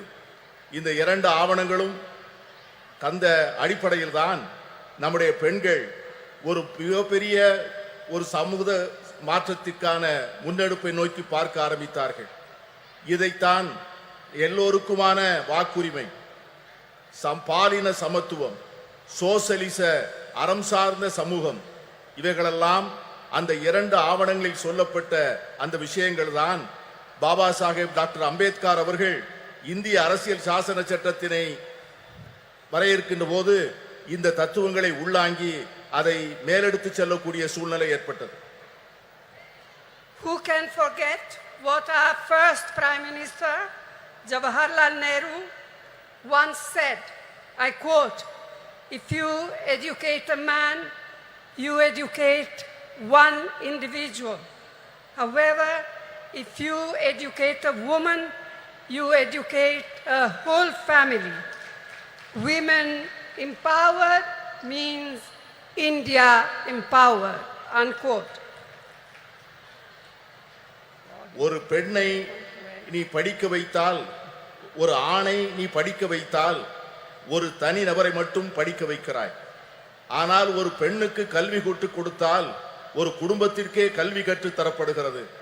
மகளிரை அதிகாரப்படுத்தினால் இந்தியாவை அதிகாரப்படுத்துகிறோம் என்கிற ஜவஹர்லால் நேரு அவர்களுடைய வார்த்தைகளை யார் மறக்க முடியும்? And we cannot ever forget the inspiring role Indira Amma in showing how a woman can lead with strength, ability and leadership, combined with a deep sensitivity to the abolition of poverty. அன்னை இந்திரா காந்தி அவர்கள் காண்பித்த தலைமைத்துவம், அவர்கள் காண்பித்த ஆற்றல், அவர்கள் காட்டிய வழிகாட்டுதல் ஒரு பெண் எப்படி தலைமையேற்று செயல்பட முடியும் என்பதற்கான மிகப்பெரிய எடுத்துக்காட்டு. ஏழை எளிய மக்களுக்கான நல்வாழ்வை அளிப்பதற்கும் வறுமையை ஒழிக்க வேண்டும் என்கிற அர்ப்பணிப்போடும் அவர்கள் ஆற்றிய பணியை யாரும் மறக்க முடியாது. Rajiv ji, as we all know, brought in the historic 33% reservation for women in Panchayati Raj and local self-governments. This spurred an entirely new phenomenon of women entering roles of leadership at the grassroots level. Amar Rajiv Gandhi அவர்கள் வரலாற்று புகழ்மிக்க 33 விழுக்காடு இடஒதுக்கீட்டை பெண்களுக்காக பஞ்சாயத்து ராஜ் சட்டத்திலும் உள்ளூர் ஆட்சி அமைப்புகளிலும் கொண்டு வந்தார். அந்த சட்ட திருத்தமானது சமூகத்தினுடைய அடித்தளத்திலே ஒரு மிகப்பெரிய மாற்றத்தை ஏற்படுத்தி பெண்களுக்கு தலைமை பொறுப்புகளை அளித்து ஒரு பெரிய சமூக புரட்சிக்கு வித்திடுகின்ற மிகப்பெரிய திட்டமாக அது அமைந்தது. It was a vital stepping stone towards the reservation on a similar 1/3 of seats in the Lok Sabha, which the Indian National Congress has pioneered in parliament and outside. Rajiv Gandhi அவர்கள் ஏற்படுத்தி கொடுத்த 33 விழுக்காடு இடஒதுக்கீடு தான் இன்று பாராளுமன்றத்திலே மகளிருக்கு 33 விழுக்காடு இடம் ஒதுக்கப்பட வேண்டும் என்கிற சட்டத்தினுடைய முன்னெடுப்பாக அமைந்தது. இந்த சட்டத்தை நிறைவேற்றுவதற்காக இந்திய தேசிய காங்கிரஸ் கட்சி பாராளுமன்றத்திற்குள்ளே பல முயற்சிகளை மேற்கொண்டது. The Women Reservation Bill introduced by the UPA, by UPA 2, was passed by the Rajya Sabha, but a lack of consensus prevented it from being passed in the Lok Sabha. Now, the Women's Reservation Bill has finally been passed due to our relentless persistence, all of us, not just the Congress, our relentless persistence and effort. But as we all know, it has still a long way to come. And as Mehboobaji said, and as many of us, Member of Parliament, said in our intervention in Parliament, when is the bill now going to be implemented? In 1 year, in 2 years, in 3 years? We have no idea. Yes, I can see that some of you men are happy, but we are not. We women are not. And we are going to fight for it till we eventually get there, whether you men like it or not. மகளிர் இடஒதுக்கீட்டுக்கான சட்டம் ஐக்கிய முற்போக்கு கூட்டணி அரசால் 2010 March மாதம் 9ஆம் தேதி மாநிலங்களவையிலே நிறைவேற்றப்பட்டது. ஆனால் மக்களவையிலே ஒரு கருத்தொற்றுமையை உருவாக்க முடியாத காரணத்தினால் அந்த சட்டத்தினை நிறைவேற்ற முடியவில்லை. இப்பொழுது இந்த சட்டம் நிறைவேறியிருக்கிறது என்று சொன்னாலும் கூட இந்த சட்டத்திற்காக நாம் எடுத்துக்கொண்ட முயற்சிகளும் நாம் கொடுத்த அழுத்தங்களும் அதிகம். இங்கே பேசிய பல்வேறு உறுப்பினர்கள் பேசியது போல இந்த சட்டம் என்றைக்கு நடைமுறைக்கு வரும், என்று அமுல்படுத்தப்படும் என்கிற ஒரு தெளிவே இல்லாத ஒரு சூழ்நிலையிலே இந்த ஆண்டா அடுத்த ஆண்டா இன்னும் சில ஆண்டுகள் கழித்தா என்கிற ஒரு நிரந்தரமற்ற தன்மையிலே இந்த சட்டம் உருவாக்கி இருப்பது நாளை வருகின்ற இந்தியா கூட்டணி வந்துதான் இந்த சட்டத்தை நிறைவேற்றி தர வேண்டிய சூழ்நிலையை உருவாக்கும் என்கிற எண்ணத்தை தருகிறது. I am glad to be able to say here today that the government of Tamil Nadu under Thiru Annadurai and then Thiru Karunanidhi laid the foundations of incredible changes in status and opportunity for women. Today, Tamil Nadu stands as a beacon of women's equality and women's development.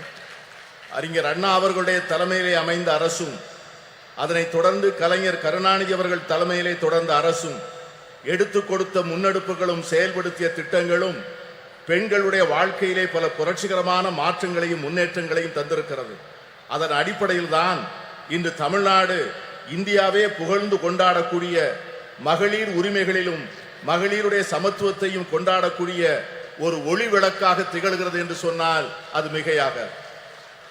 In his historic 5 terms as Chief Minister of Tamil Nadu, Thiru Karunanidhi brought the provision of reservation for women in the police way back in 1973. வரலாற்று புகழ்மிக்க 5 முறை முதலமைச்சராக இருந்த கலைஞர் அவர்களுடைய ஆட்சி காலத்தில்தான் Today, பெண்களுடைய காவல்துறையிலே பெண்களுடைய பங்கை அவர்கள் உறுதி செய்தார்கள். இன்று தமிழகத்திலே இருக்கின்ற காவல்துறையிலே 1/4 பங்கு பெண்களாக இருப்பது எவ்வளவு பெருமைப்படக்கூடிய ஒரு செயல். Today, 1/4 of its police force, of Tamil Nadu police force, are women. இன்று இருக்கின்ற காவல்துறையினரில் 1/4 பங்கை சார்ந்தவர்கள் பெண்கள் என்கிற சூழ்நிலை இருக்கிறது.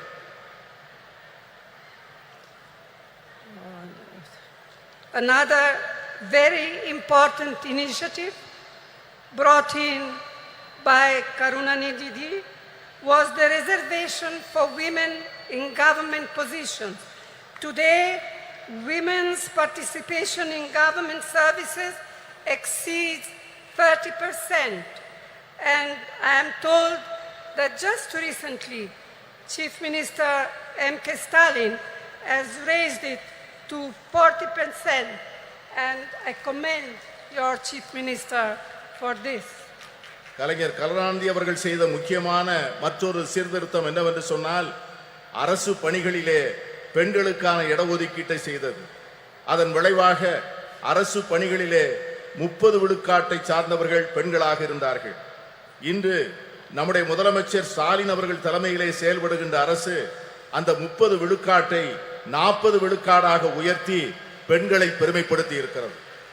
And it comes at no surprise that through initiatives like the midday meal program, the promotion of women empowerment, and encouragement of female education, Tamil Nadu boasts today of some of the most impressive maternal and infant mortality rates in India. பெண்களுடைய நல்வாழ்வுக்காக தமிழக அரசால் எடுத்துக்கொள்ளப்பட்டிருக்கின்ற பல்வேறு திட்டங்கள், சத்துணவு திட்டங்கள், பெண்களுடைய நல்வாழ்வுக்காக எடுத்துக்கொள்ளப்படுகின்ற மருத்துவ துறையிலே செயல்படுத்தப்படுகின்ற திட்டங்கள், தாய்மார்களுக்காகவும் பால் குடிக்கும் சேய்களுக்காகவும் அரசாங்கம் நிறைவேற்றுகின்ற பல்வேறு திட்டங்கள் மிக சிறப்பாக செயல்படுகின்ற காரணத்தினால்தான் இன்று தமிழ்நாட்டிலே தாய் சேய் இறப்பு விகிதம் இந்தியாவிலேயே மிக குறைந்த நிலையிலே இருப்பதற்கு காரணம் அதுதான்.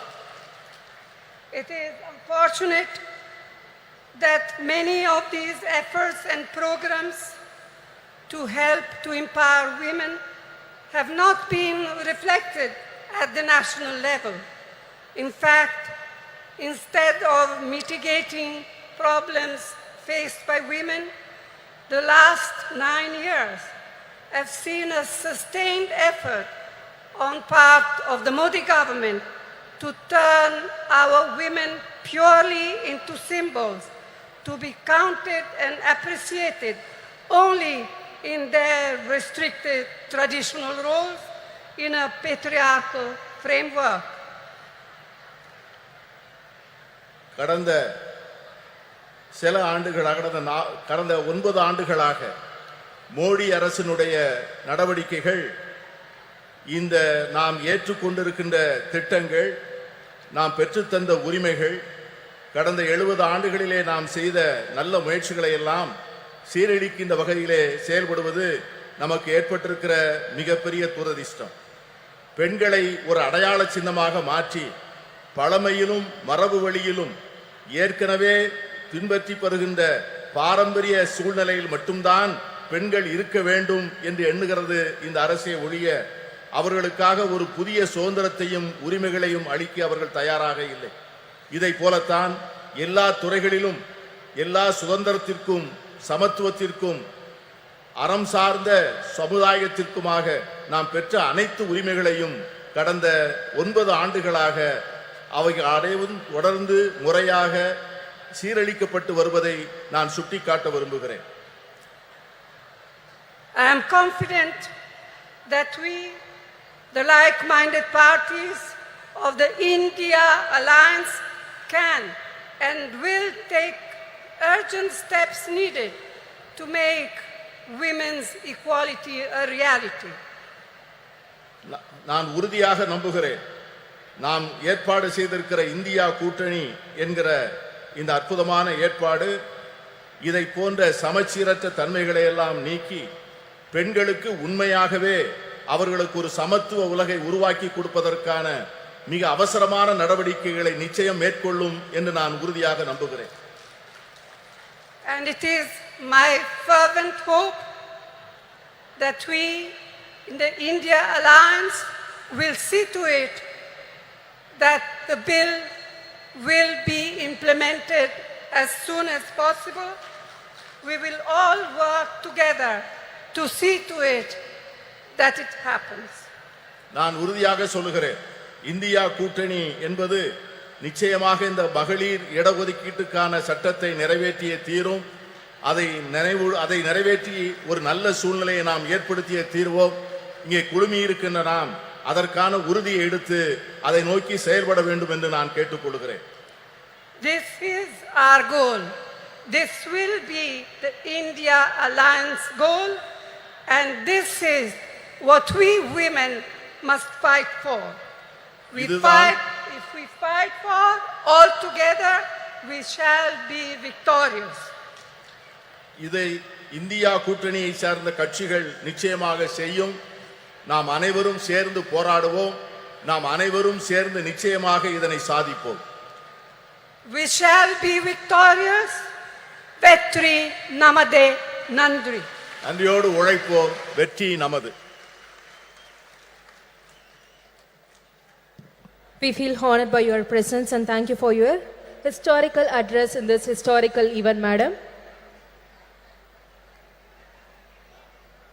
நூற்றாண்டு கண்ட திராவிட இயக்கத்தின் நீட்சியாய் தந்தை பெரியார், பேரறிஞர் அண்ணா, தமிழின தலைவர் முத்தமிழறிஞர் கலைஞரின் வழியில் மகளிர் உரிமைகளை பேணி பாதுகாத்து பார் போற்றும் வண்ணம் திராவிட மாடல் ஆட்சியை நடத்தி வரும் திராவிட முன்னேற்ற கழக தலைவர் மாண்புமிகு தமிழ்நாடு முதலமைச்சர் அவர்களை தலைமை உரையாற்ற அன்புடன் அழைக்கிறோம்.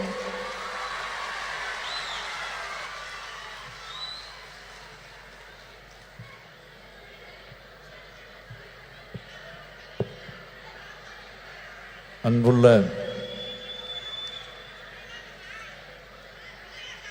முத்தமிழறிஞர் தலைவர் கலைஞர் அவர்களின் நூற்றாண்டு விழாவை ஒட்டி கழக மகளிரணியின் சார்பில் நடைபெற்றுக் கொண்டிருக்கக்கூடிய மகளிர் உரிமை மாநாட்டில் கலந்து கொண்டு இங்கு எனக்கு முன்னால் உரையாற்றி அமர்ந்திருக்கக்கூடிய காங்கிரஸ் கட்சியினுடைய நாடாளுமன்ற குழுவுடைய தலைவர் பெருமதிப்பிற்குரிய அன்னை சோனியா காந்தி அவர்களே, மாண்புமிகு நீர்வளத்துறை அமைச்சர் அண்ணன் துரைமுருகன் உள்ளிட்ட அமைச்சர் பெருமக்களே, முன்னிலை பொறுப்பை ஏற்று முனைப்பாக இந்த நிகழ்ச்சியை ஏற்பாடு செய்து வெற்றி கண்டிருக்கக்கூடிய கழகத்தினுடைய துணை பொதுச் செயலாளர், நாடாளுமன்ற குழுவினுடைய துணைத் தலைவர் என்னுடைய அருமை தங்கை கனிமொழி அவர்களே,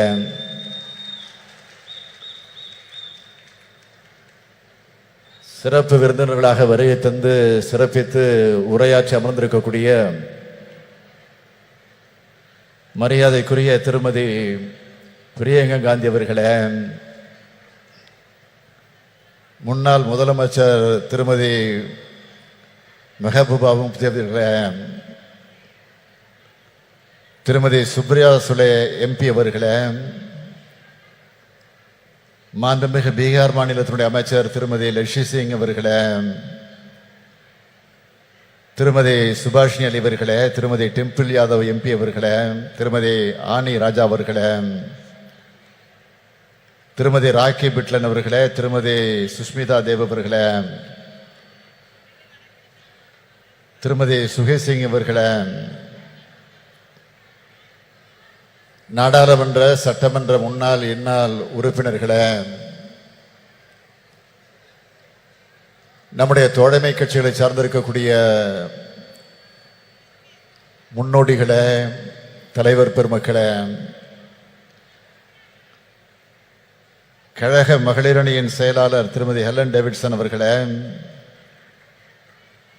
மகளிரணியினுடைய தொண்டரணி செயலாளர் திருமதி நாமக்கல் ராணி அவர்களே, திரளாக திரண்டிருக்கக்கூடிய மகளிரணியை சார்ந்த சகோதரிகளே, உள்ளாட்சி அமைப்பு பிரதிநிதிகளே, அருமை பெரியோர்களே, தாய்மார்களே, இளைஞரணியின் செயலாளர் தம்பி உதயநிதி ஸ்டாலின் அவர்களே, மற்றும் பல்வேறு அணிகளை சார்ந்திருக்கக்கூடிய அமைப்பாளர்களே, துணை அமைப்பாளர்களே, பெரியோர்களே, தாய்மார்களே, தொலைக்காட்சி பத்திரிகை உலக நண்பர்களே, என் உயிரோடு கலந்திருக்கக்கூடிய தலைவர் கலைஞர் அவர்களின் உயிரினும் உயிரான அன்பு உடன்பிறப்புகளே, உங்கள் அனைவருக்கும் என்னுடைய அன்பான வணக்கம்.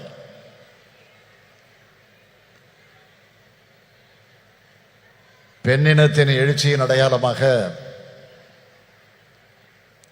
இந்த மாநாட்டை ஒரு மாநில மாநாடு போல் ஏற்பாடு செய்து இதை எழுச்சியோடு நடத்தி கொண்டிருக்கிறார் நம்முடைய தங்கை கனிமொழி அவர்கள். அவர் கர்ஜனை மொழியாக, கனல் மொழியாக இப்போது நாடாளுமன்றத்தில் முழங்கி வருவதை பார்க்கும்போது கழக தலைவராக மட்டுமல்ல, அண்ணனாகவும் இருந்து நான் மிகுந்த பெருமைப்படுகிறேன். இந்த மகளிர் உரிமை மாநாட்டை தடையின்றி ஓடக்கூடிய மாரத்தான் ஓட்டம் போல நம்முடைய மாசு அவர்கள் இதை துணை நின்று ஏற்பாடு செய்திருக்கிறார். அவர் மட்டுமல்ல, நம்முடைய அமைச்சர் செயல் வீரர் தாமு அன்பரசன் அவர்களும் துணை நின்று தன்னுடைய கடமையை நிறைவேற்றி தந்திருக்கிறார். அதற்காக நான் முதலில் அவர்களை எல்லாம் வாழ்த்துகிறேன். மகளிரணியின் செயலாளர் எலன் டேவிட்சன், மகளிர் தொண்டரணியின் செயலாளர் நாமக்கல் ராணி உள்ளிட்ட மகளிரணி நிர்வாகிகள் அனைவருக்கும் என்னுடைய வாழ்த்துக்களை தெரிவித்துக் கொள்கிறேன். காஷ்மீர் முதல் கன்னியாகுமரி வரை இருக்கக்கூடிய பெரும்பாலான மாநிலத்தை சார்ந்திருக்கக்கூடிய பெண் தலைவர்களை அழைத்து வந்து ஏற்றத்தோடு ஏற்பாடு செய்திருக்கக்கூடிய இந்த மாநாடு இது தமிழ்நாட்டினுடைய பெண்கள் மாநாடாக மட்டுமல்ல, இந்தியாவினுடைய பெண்கள் மாநாடாகவும் நடைபெற்றிருக்கிறது என்பதை நான் பெருமையோடு பதிவு செய்து கொள்ள விரும்புகிறேன். இதுவரை சென்னை சங்கமம் நடத்தி காட்டிய தங்கை கனிமொழி அவர்கள் இப்பொழுது இந்திய சங்கமத்தை நடத்தி காட்டியிருக்கிறார். இதுதான் வித்தியாசம். இதற்கெல்லாம் மகுடம் வைத்தாற்போல் அன்னை சோனியா காந்தி அவர்கள் இந்த நிகழ்ச்சிக்கு வருகை தந்திருக்கிறார்கள். நேருவின் மகளே வருக, நிலையான ஆட்சி தருக. 1980ஆம் ஆண்டு தலைவர் கலைஞர் அவர்கள் அம்மையார் இந்திரா காந்தி அவர்களை அழைத்து வந்து அந்த வாசகத்தை சுட்டி காட்டி பெருமைப்படுத்தினார். 2024ஆம் ஆண்டில் இந்திராவின் மருமகளே வருக, இந்தியாவின் திருமகளே வெல்க என்று வரவேற்றார்கள். தலைவர் கலைஞர் அவர்கள் சொன்னதைப் போலவே 40லும் வென்றோம். அகில இந்திய அளவில் காங்கிரஸ் கூட்டணி மகத்தான வெற்றியை பெற்றது. அப்போது தனக்காக காத்திருந்த பிரதமர் பதவியை மறுத்து இந்திய அரசியல்வானில் ஒரு கம்பீர பெண்மணி என நின்றவர் அன்னை சோனியா காந்தி அவர்கள். அப்போது அன்னை சோனியா காந்தி அவர்கள் தான் ஆட்சிக்கு தலைமை வகித்து பிரதமராக வேண்டும் என்று தலைவர் கலைஞர் அவர்கள் முன்மொழிந்தார்கள். அது வரலாறு. When தலைவர் கலைஞர் left us to his resting place, Madam Sonia Gandhi sent a letter. She wrote for me, Kalangar's loss is very personal. He always showed me great kindness and consideration which I can never forget. He was like a father figure to me. சொன்னார், எழுதினார். அத்தகைய ஆழமான குடும்ப பாச நட்பை கொண்டவர் அன்னை சோனியா காந்தி அவர்கள். அவரும் இளம் அரசியல் ஆளுமையாக மிளிர்ந்து கொண்டிருக்கக்கூடிய அருமை சகோதரி பிரியா காந்தி அவர்களும் இங்கு வந்திருப்பது நமக்கெல்லாம் மகிழ்ச்சி அளிக்கிறது. தென்னகரில்லா மெஹபூபா முஃப்தி அவர்கள் ஒரு மாநிலத்தினுடைய முன்னாள் முதலமைச்சர். சுப்ரியா சோலை எழுந்தாலே நாடாளுமன்றத்தில் பாஜகவினர் அஞ்சி நடுங்குவார்கள். பார்க்கிறது தான் இப்படி இருக்கிறார். ஒரு பீகாரில் இருந்து அருமை நண்பர் நிதிஷ்குமாரின் குரலை எதிரொலிக்க லெஷி சிங் வந்திருக்கிறார்.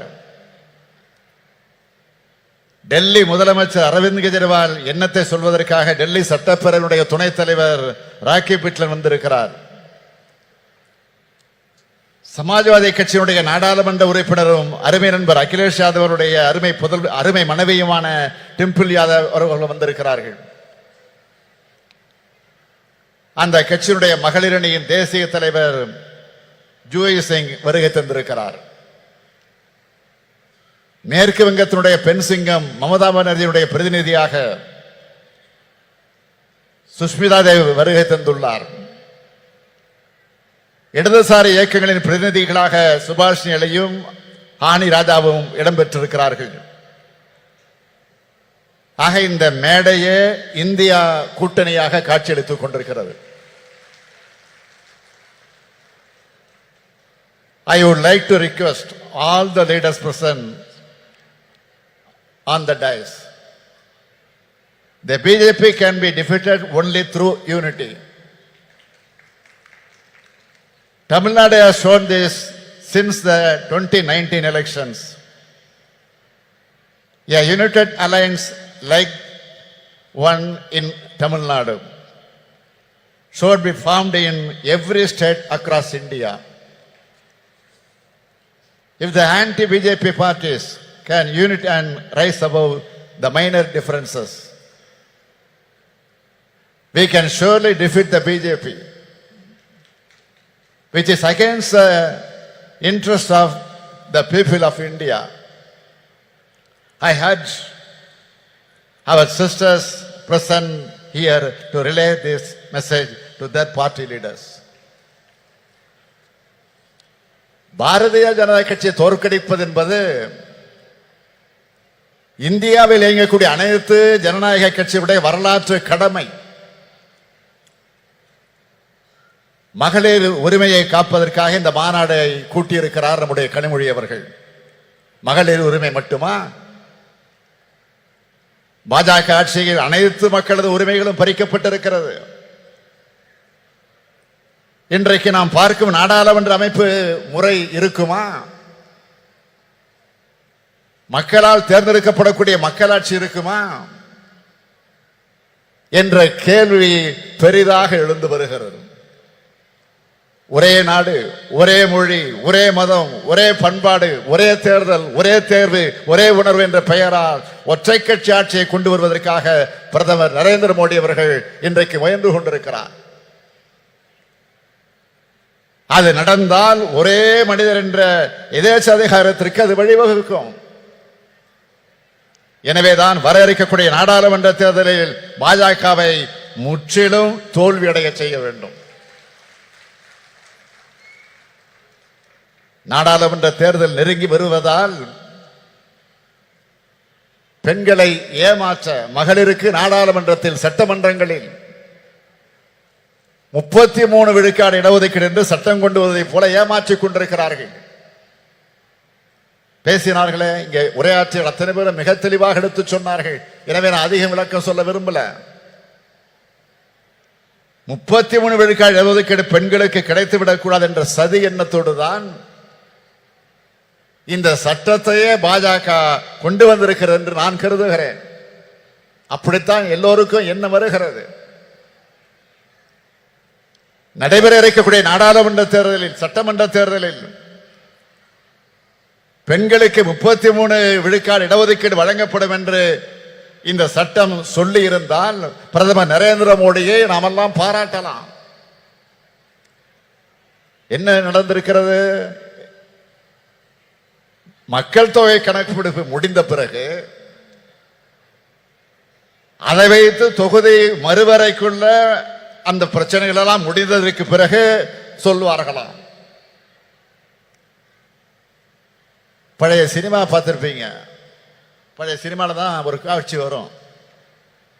என் கையில் உள்ளதை நான் தர வேண்டுமானால் 7 மலையை சுற்றி வா, 7 கடலை சுற்றி வா என்று பூதம் சொல்வதாக கதை சொல்வார்கள் அல்லவா? அது போன்ற கப்சா சட்டத்தை மோடி ஏற்றியிருக்கிறார். பெண்களுக்கு 33 விழுக்காடு கொடுத்து விட்டதாக பிரதமர் சொல்லிக் கொள்கிறார். 2029ஆம் ஆண்டு தான் இந்த இடஒதுக்கீடு கிடைக்கும் என்றும் 2034ஆம் ஆண்டு கூட ஆகலாம் என்றும் கணக்கிட்டு சொல்கிறார்கள். எதுவாக இருந்தாலும் நான் சொல்றேன், 2024 ஆண்டுக்கு பிறகு மோடி ஆட்சி இருக்க போறதில்லை என்பதை மக்கள் முடிவு செஞ்சுட்டாங்க. 1996ஆம் ஆண்டு திமுகவும் காங்கிரஸ் ஆதரிச்ச ஐக்கிய முன்னணியின் ஆட்சி காலத்தில் இப்படி ஒரு சட்டத்தை கொண்டு வந்தோம். ஆனா இந்த நிபந்தனைகள் எல்லாம் நாம் அன்றைக்கு விதிக்கல. 2010ஆம் ஆண்டும் நம்முடைய கூட்டணி அரசு இப்படி ஒரு சட்டத்தை கொண்டு வந்த போது இது மாதிரியான நிபந்தனைகளை விதிக்கல. ஆனால் இப்பொழுது பாஜக நிபந்தனை போடுகிறது என்றால் அவர்கள் உண்மையான அக்கறையோடு இதை கொண்டு வரல. மகளிர் எந்த உரிமைகளையும் பெற்றுவிடக்கூடாது, வீட்டுக்குள்ள முடங்கி கிடக்க வேண்டும் என்று நினைக்கிறது பிஜேபி. பாஜக ஆட்சி அப்படி நினைக்கிறது. அன்னை சோனியா காந்தி அவர்களும் பிரியங்கா காந்தி அவர்களும் இந்த மேடையில் இருக்கிறார்கள். ஒரு விஷயத்தை நான் நினைவு கூறுவது பொருத்தமாக இருக்கும் என்று கருதுகிறேன். அவரே பேசுகிற போது சொன்னார், பிரதமர் ராஜீவ் காந்தி அவர்கள் தான் உள்ளாட்சி அமைப்புகள்ல பெண்களுக்கு இடஒதுக்கீட்டை முதலாக உறுதி செய்தார். இதன் தொடர்ச்சியாகத்தான் தமிழ்நாட்டில் உள்ளாட்சி அமைப்புகள்ல பெண்களுக்கான இடஒதுக்கீட்டை முதல்ல 1996ஆம் ஆண்டு வழங்கியவர் நம்முடைய தலைவர் கலைஞர் அவர்கள். இப்போ அந்த உள்ளாட்சி அமைப்புகள்ல 50% இடஒதுக்கீடு இப்போ பொறுப்புல இருக்கிறாங்க. இப்போ 50%க்கு மேல இருக்கிறாங்க. போற போக்க பார்த்தா ஆண்களுக்கு இடஒதுக்கீடு வேண்டும் என்று கேட்கக்கூடிய நிலை வந்தாலும் வரும். ஆத்திரத்தில் சொல்ற நினைக்காதீங்க, பெருமையா சொல்றேன். உங்களுக்கு வருகிற அந்த பெருமையோடு சொல்றேன். பாஜக கொண்டு வந்திருக்கக்கூடிய சட்டத்தில் இன்னொரு முக்கியமான விஷயம், இதர பிற்படுத்தப்பட்ட பெண்களுக்கும் சிறுபான்மையின பெண்களுக்கும் இடஒதுக்கீடு வழங்கவில்லை. அப்படி வழங்கினால்தான் ஏழை எளிய விளிம்பு நிலை மக்களுடைய நிலை, அவருடைய குரல் சட்டமன்றத்திலும் நாடாளுமன்றத்திலும் ஒலிக்கும்.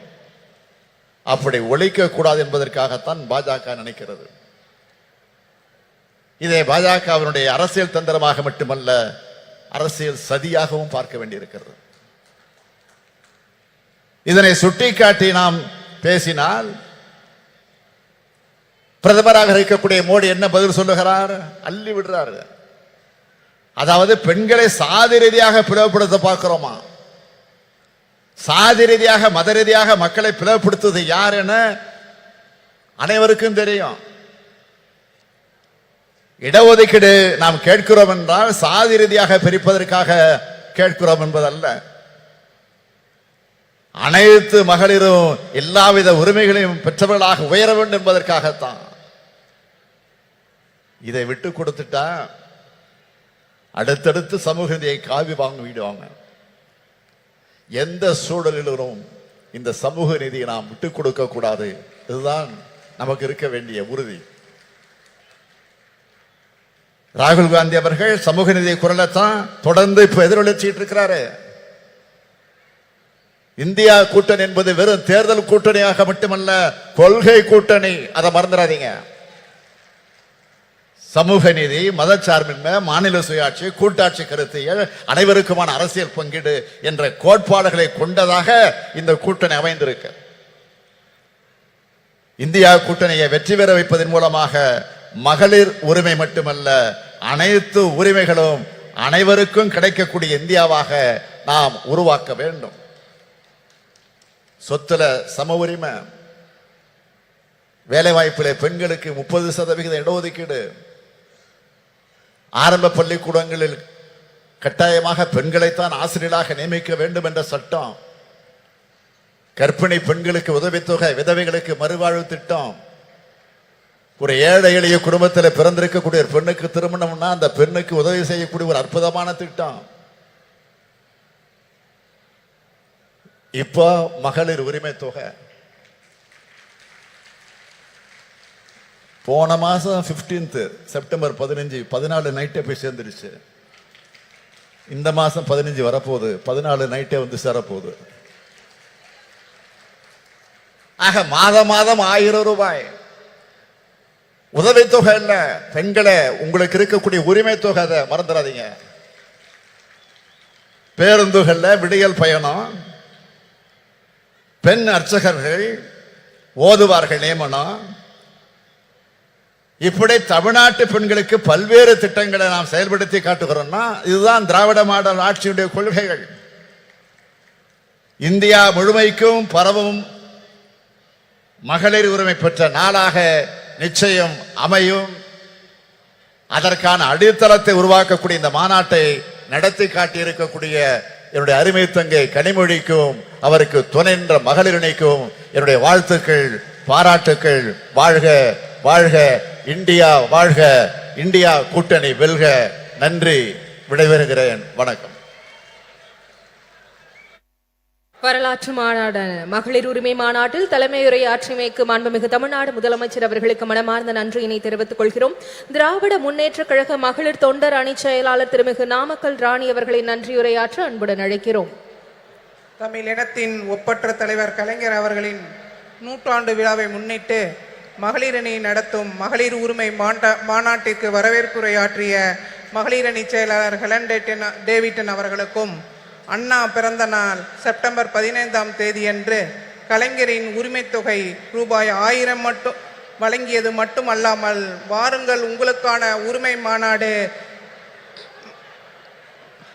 என்று மாநாட்டிற்கு நம்மளை எல்லாம் இங்கு அழைத்து விழா பேருரையாற்றிய கழக தலைவர் தமிழக முதல்வர் தளபதியார் அவர்களுக்கும் மகளிரணியின் சார்பாக நன்றி கலந்த வணக்கத்தை தெரிவித்துக் கொண்டு, இந்திய கூட்டணி பெண் தலைவர்களை அழைத்து மிக சிறப்பான மாநாட்டை ஏற்பாடு செய்து முன்னிலை வகிக்கும் கழகத்தின் துணை பொதுச் செயலாளர் அன்பு அக்கா கனிமொழி எம்பி அவர்களுக்கும் மகளிரணியின் சார்பாக நன்றி கலந்த வணக்கத்தை தெரிவித்துக் கொண்டு, மாநாட்டு விழா பேருரையாற்றிய அகில இந்திய காங்கிரஸ் கட்சியின் மூத்த தலைவர் திருமதி சோனியா காந்தி அம்மையார் அவர்களுக்கும் நெஞ்சார்ந்த மகளிரணியின் சார்பாக நன்றி கலந்த வணக்கத்தை தெரிவித்துக் கொண்டு, இந்த கூட்டத்தில் கலந்து கொண்டுள்ள இந்திய கூட்டணி பெண் தலைவர்கள் அனைவருக்கும் மகளிரணியின் சார்பாக வணக்கத்தை மீண்டும் தெரிவித்துக் கொண்டு, கழகத்தின் பொதுச் செயலாளர், கழகத்தின் பொருளாளர், முதன்மை செயலாளர், துணை பொதுச் செயலாளர்கள், கழகத்தின் அமைச்சர் பெருமக்கள், சட்டமன்ற உறுப்பினர்கள் மற்றும் இந்த நிகழ்ச்சி சிறப்பாக ஏற்பாடு செய்த அமைச்சர் மா சுப்பிரமணியம் அவர்களுக்கும், தாமு அன்பரசு அவர்களுக்கும் மற்றும் சட்டமன்ற உறுப்பினர் அனைவருக்கும் மகளிரணியின் சார்பாக நன்றி கலந்த வணக்கத்தை தெரிவித்துக் கொள்கிறேன்.